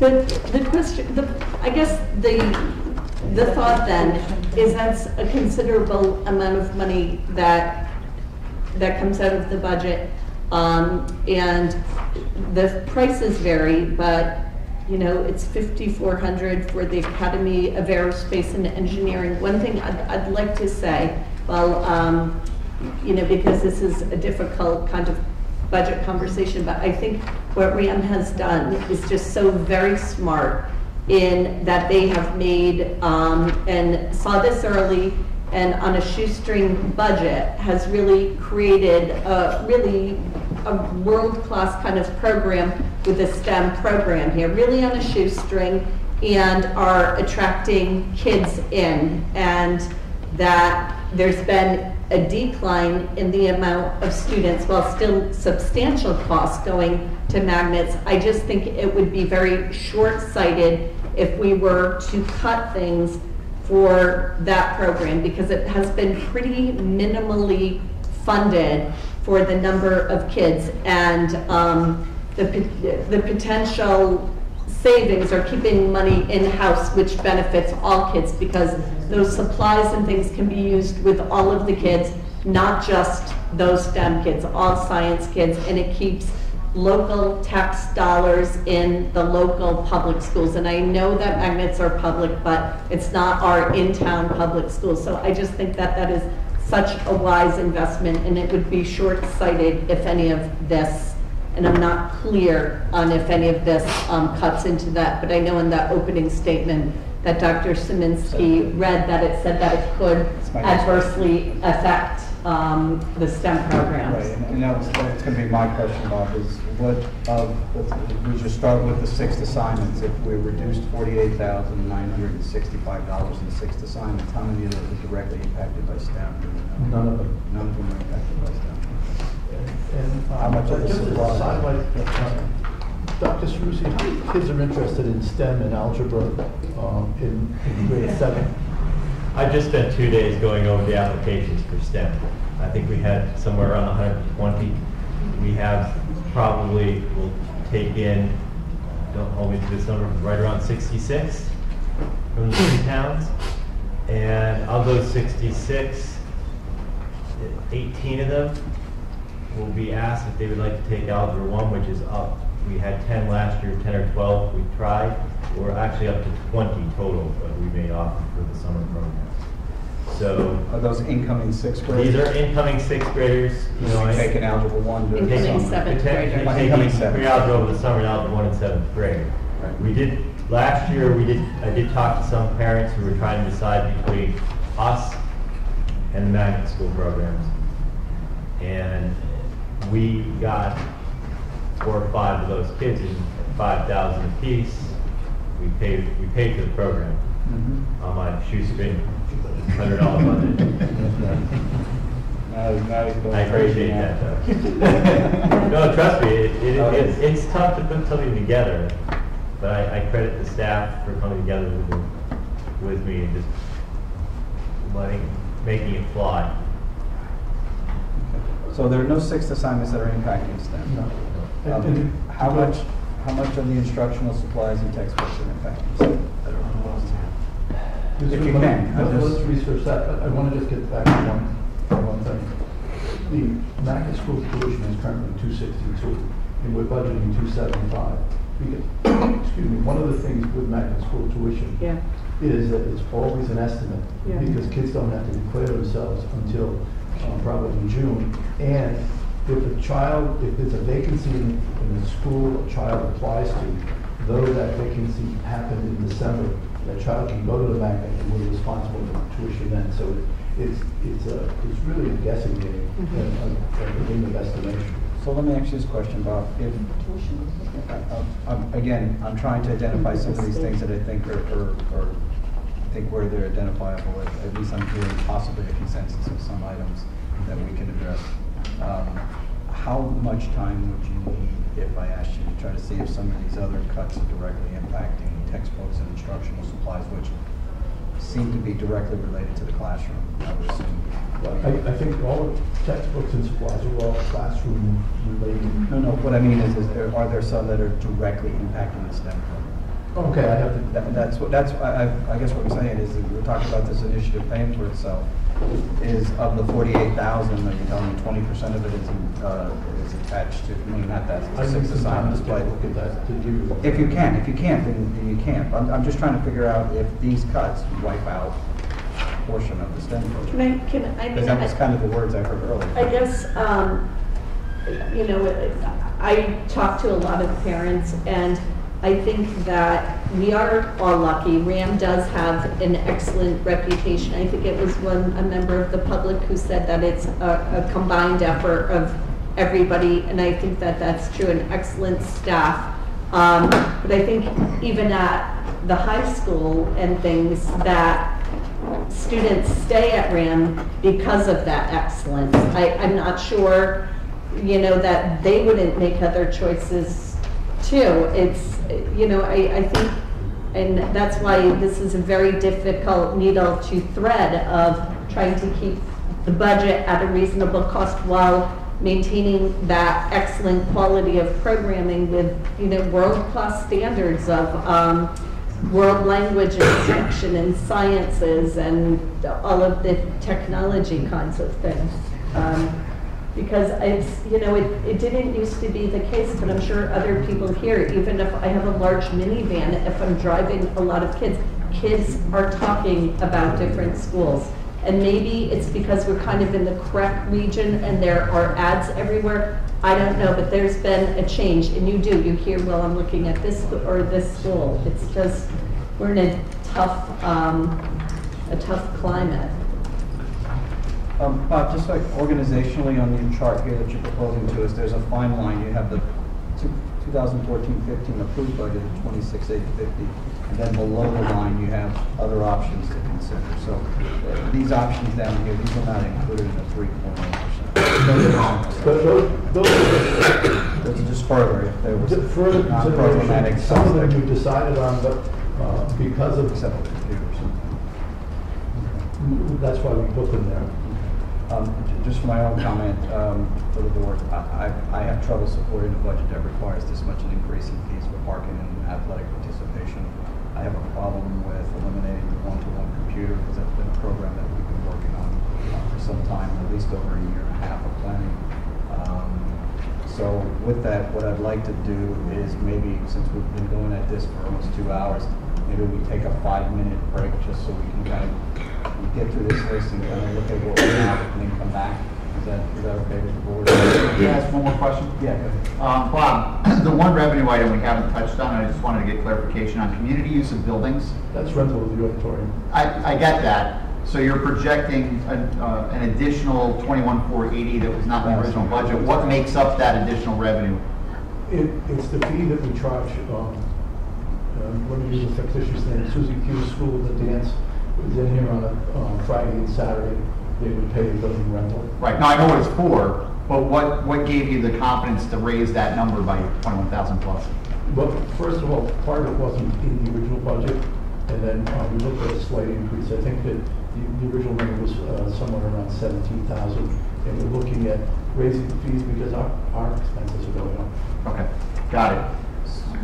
And, So and are like I those said- new fees?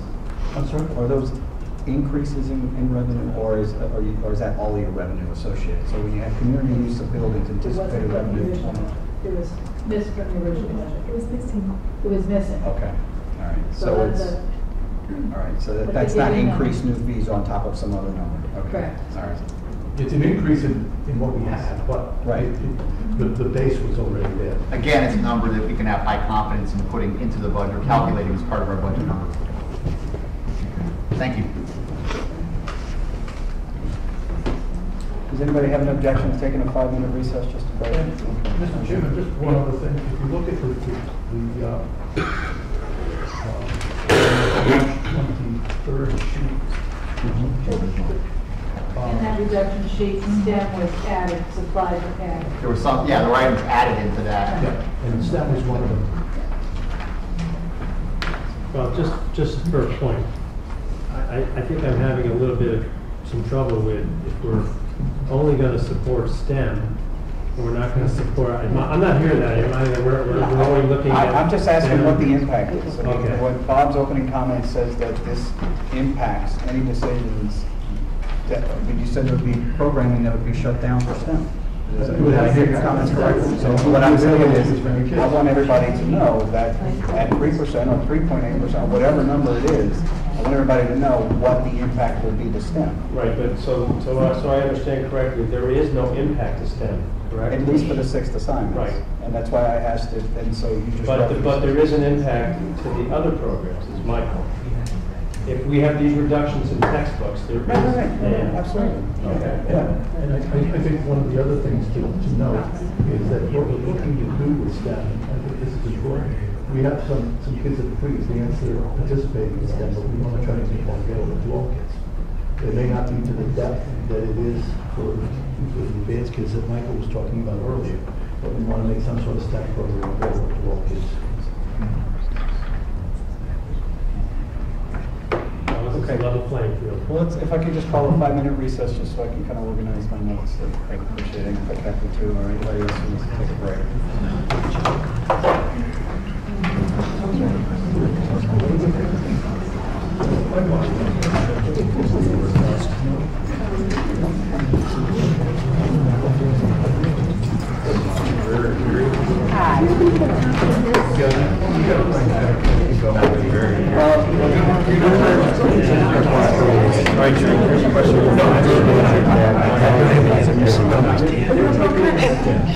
We got a pot of gold, we got a pot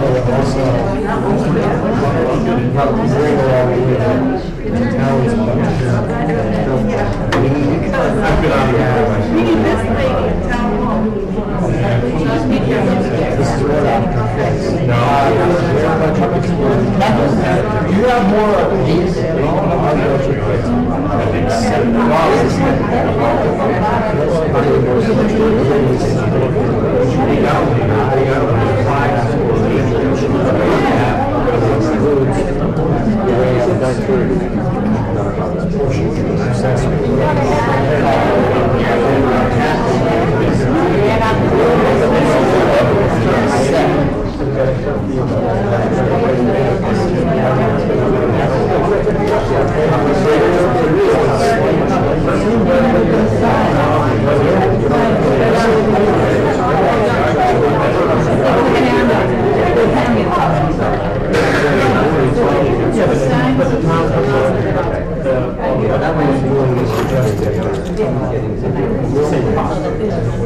based on what is the last budget. Now, if we don't have this but we are, so it gets very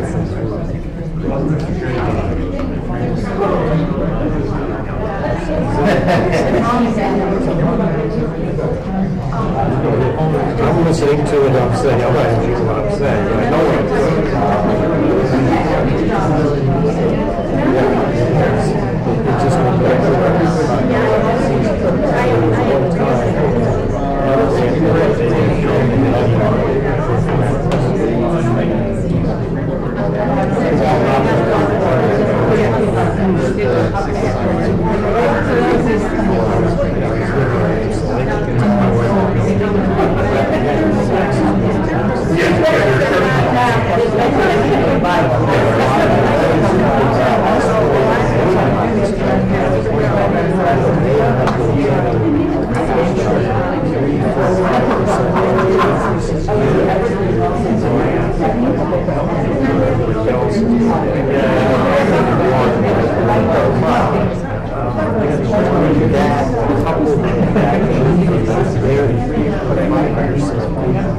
They're more than that. Signs are what you want to get.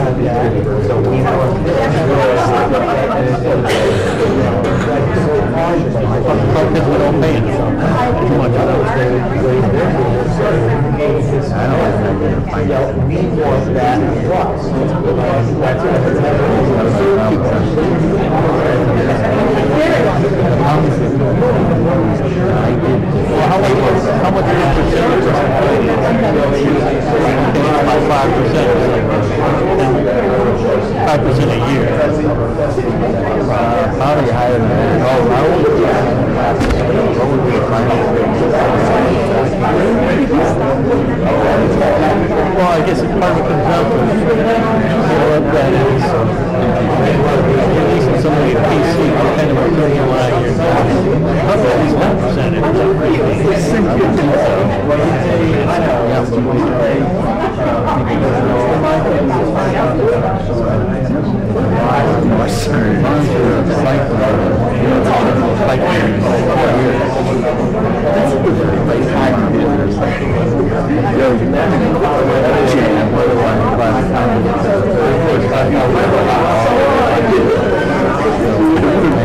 could tell.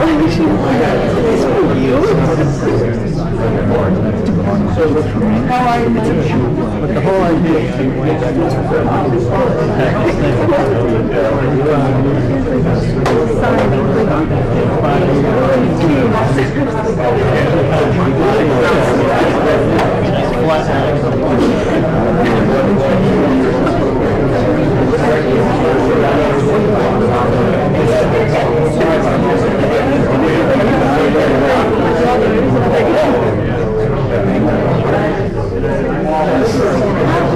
day.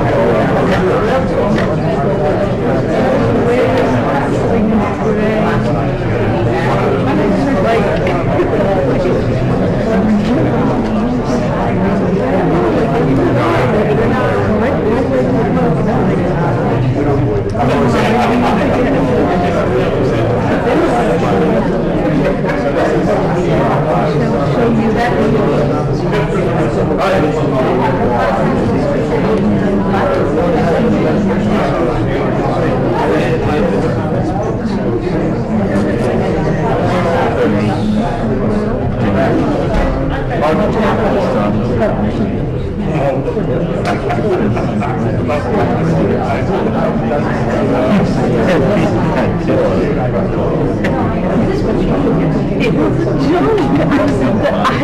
I was at. Shut up. It was a joke. It was a joke. It helped me.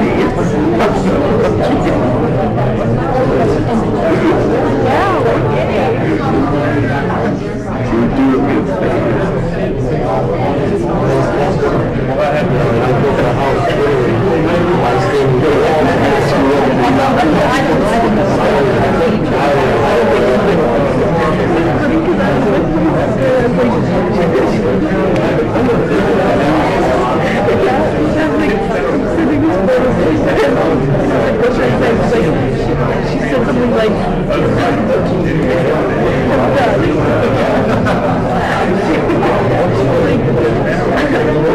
and I know you lost it. So I was like, no.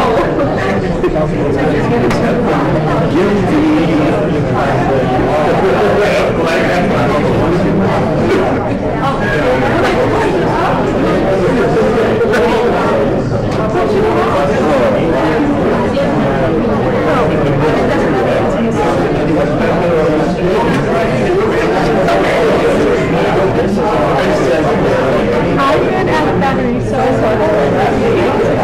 okay?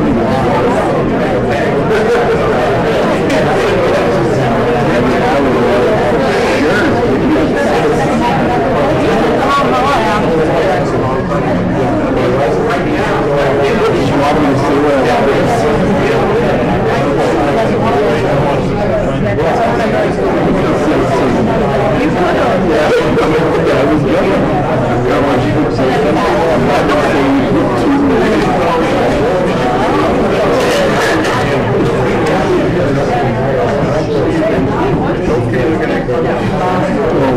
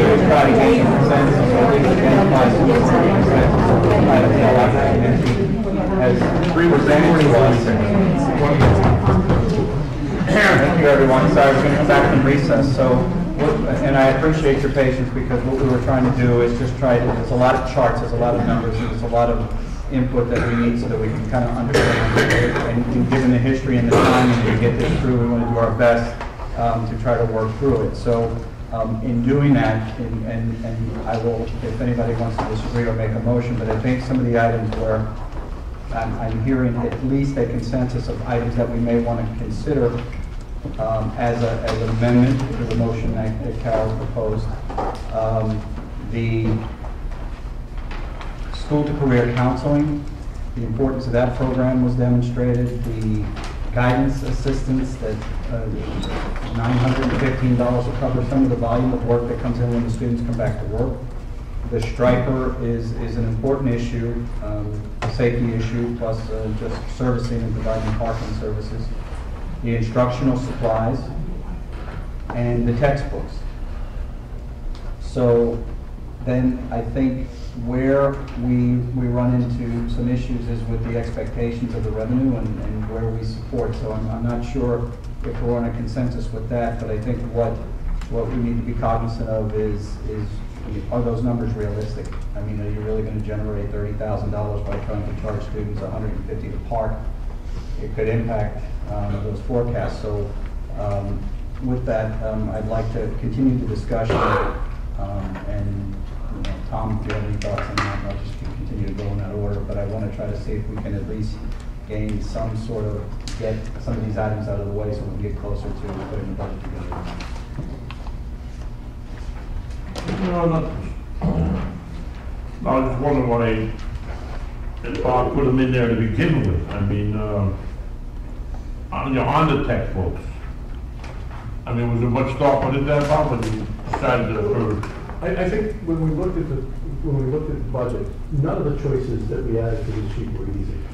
I think that the goal was that we felt that if we had a teaching position, the teachers could develop materials on their own. Now, textbooks, yeah, that's an ideal situation. And we felt that having the textbook without a teacher was going to go counterproductive to where we were. No, I understand that, yeah. The decision. Yeah, I'd like to propose two amendments, do these separately just to keep things clean. And just to reflect what I think I'm hearing from the board. So the first amendment that I'd like to move for is to increase the proposal that's on the table now from 27,656,450 by 109,408. Can you tell us where that number came from? I can. That is putting back in the school to career counselor, the guidance assistants, the paint striper, the instructional supplies, and the textbooks. 109. 109,408 is what those total. Next, just, go ahead, I'm sorry, James. Sorry. We'll go to discussion in a second, it's just James, clarify. Yep. What are you using for instructional supplies? The number that's. So 55,000. Well, if Mr. Jacobson mentioned, and, thank you. That, you mentioned a number that was already in the other number. Yes. So I briefly looked at that, and that is correct. That's in around my part. So that instructional supplies would only be around $36,000. So that we will say, so we can reduce that number Correct. by, what'd you say, 36,000? Well, Or to get to 36,000? Yep. All right, so instead of 55,000, it should be 36,000? I would go with 36,000 until I do the numbers. So we'll change that 10340. That's going in the opposite direction. Instructional supplies cut between there and here. That's what I'm talking about. 73,240. No. You're saying that in the original cut, there were 18 something? 18,240 plus this 55,000. That's the difference. This 55,000 is the increase in instructional supplies. So that 55,000 includes the 19 we already took, plus what any additional would be if we level funded. We've taken 19 already by prior motion. Whatever that prior motion was, 40 from the other night, correct. All right. The 55,000 is just the increase in the instructional supplies. Okay.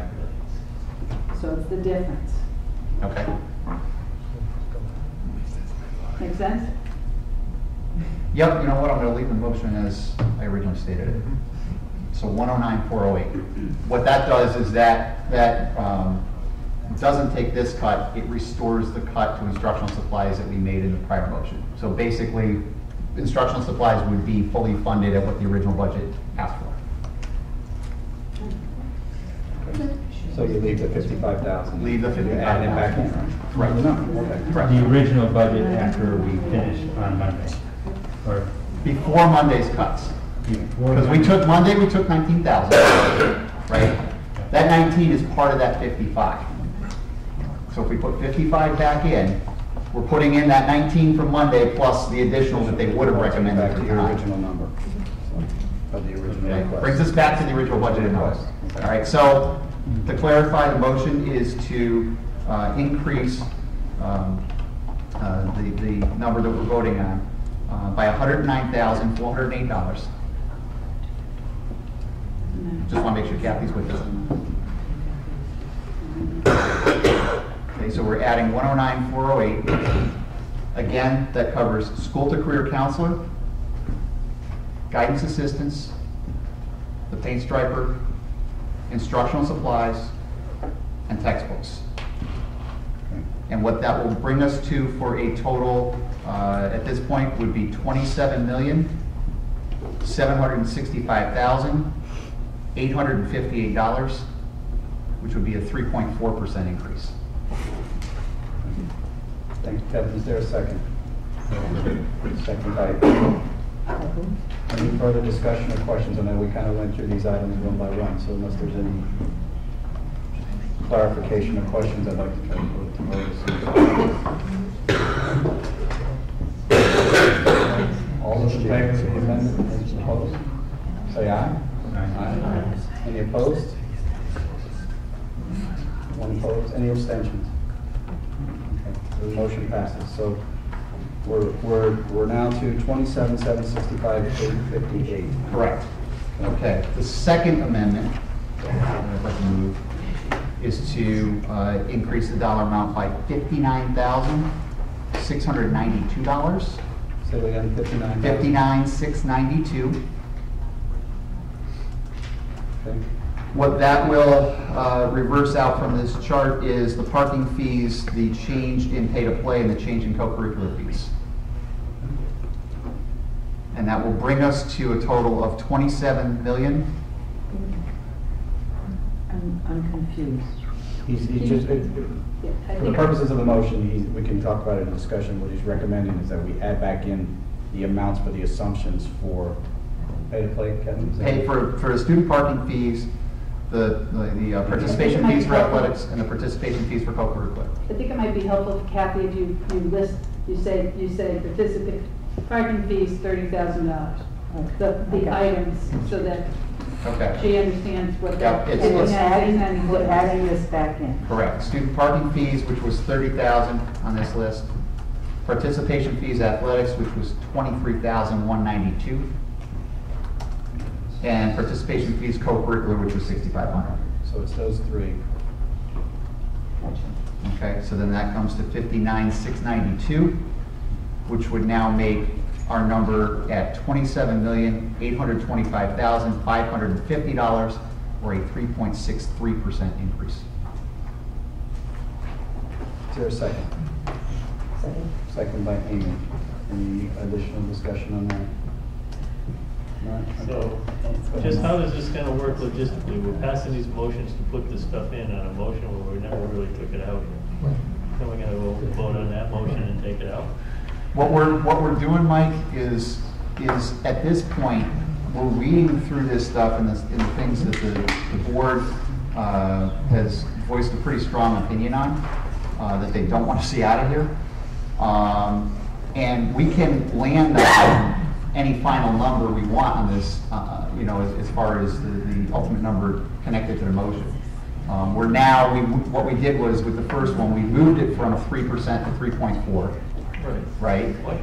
This would move us to 363. If you wanted to make a motion to an amendment to take something else out to bring it back down, you could do that. But through this series, we can do this as one process instead of declining the 3% motion, going back, putting another motion on the table to chip away at it line by line.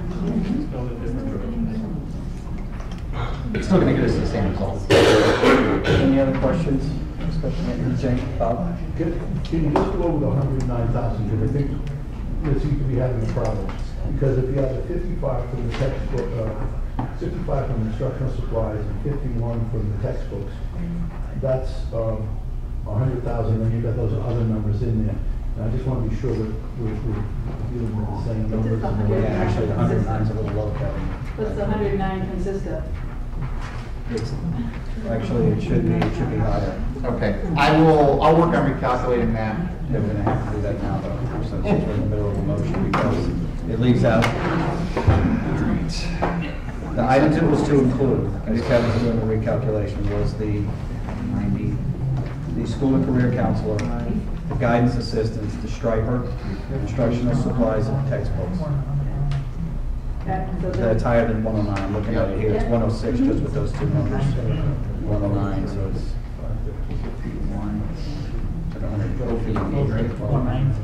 123,513. Yeah. All right. So Kevin, minus the 109 we already approved. 109,408 is what we already approved. So it's 14,105 plus the 59,692 for the revenue. Okay, so this motion should actually be for 73,797.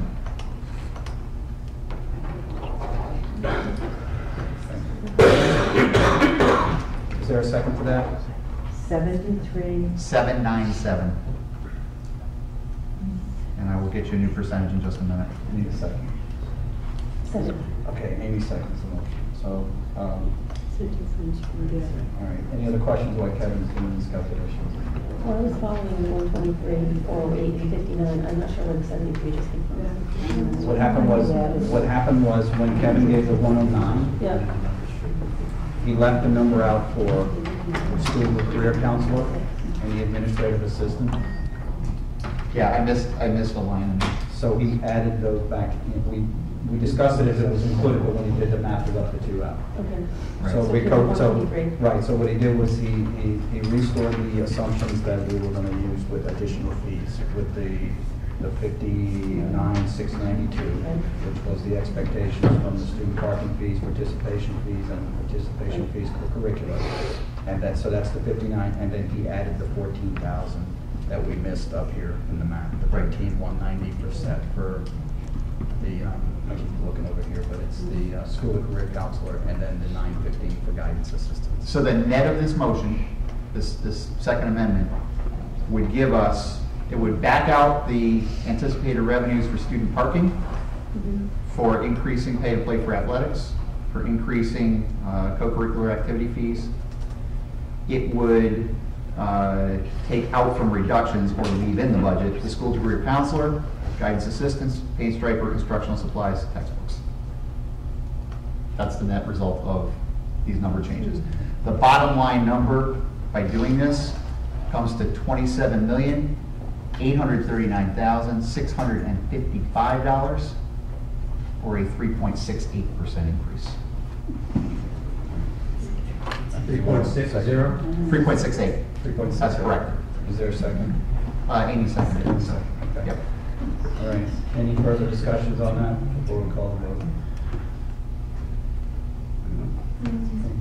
What's in, so we have the community use of buildings, that's in still. Community use of buildings, we would be including that revenue. We would be including the reductions for freshman sports, the 6 assignments, Right? the school resource officer, and the security services, which were the ones that Bob's clarified are That was- more yes. accurate based on new data. Yeah, and the schools research, that's just. That's just, Just that's just to adjust now that we know what the actual The amount is, difference. right? Right, it's The not- difference between what we, the 100K flat we budgeted and what we now know the actual cost to be.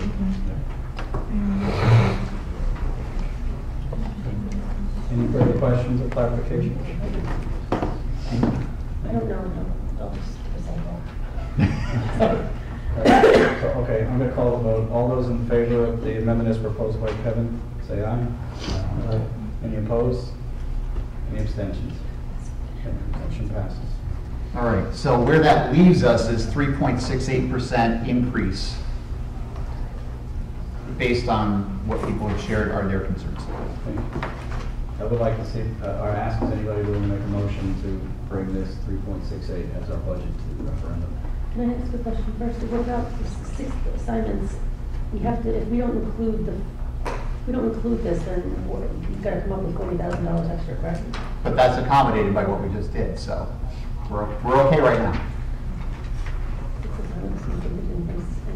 You had 6 assignments addressed in there? The 6 assignment is out from the, I did not include that, putting that back in, so we're okay. That's that cut, the acceptance of that additional $8,000 cut, $8,677 cut is set. We're okay. I mean, the cut is there? Yes. The reduction? I should say, Correct. cut, the reduction of The reduction is there. Because the proposed reductions are in there. Was it 367 or is it 867? 8677. 8677. So the Yeah, reduction in the we're assignments, okay. the 6 assignments there. Add of this comes this. Total reduction, proposed reductions is there. 249, total revenue reduction. May I ask This is you a your- question? Yes, sir, please.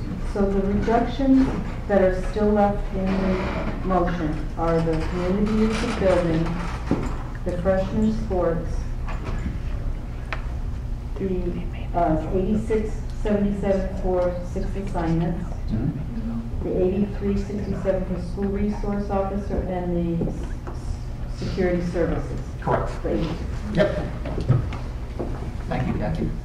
Got that really well. That was a question. Amy asked a question, what made up the 249,169, and that's the assumptions with the revenue plus the total proposed reduction amounts was the 249 number, and that's how that number was there. So this has been adjusted, and then these items that we restored in leaves just those other items, those few items there. It's The hard to original, cut. Amy, the original 249, 169 included the revenue above, the 81, 172, and the proposed reductions of 167, 997. That equals the 249, 169.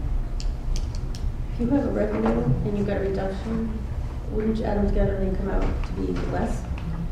Because we're using the revenue. More income and less expense generates a higher net,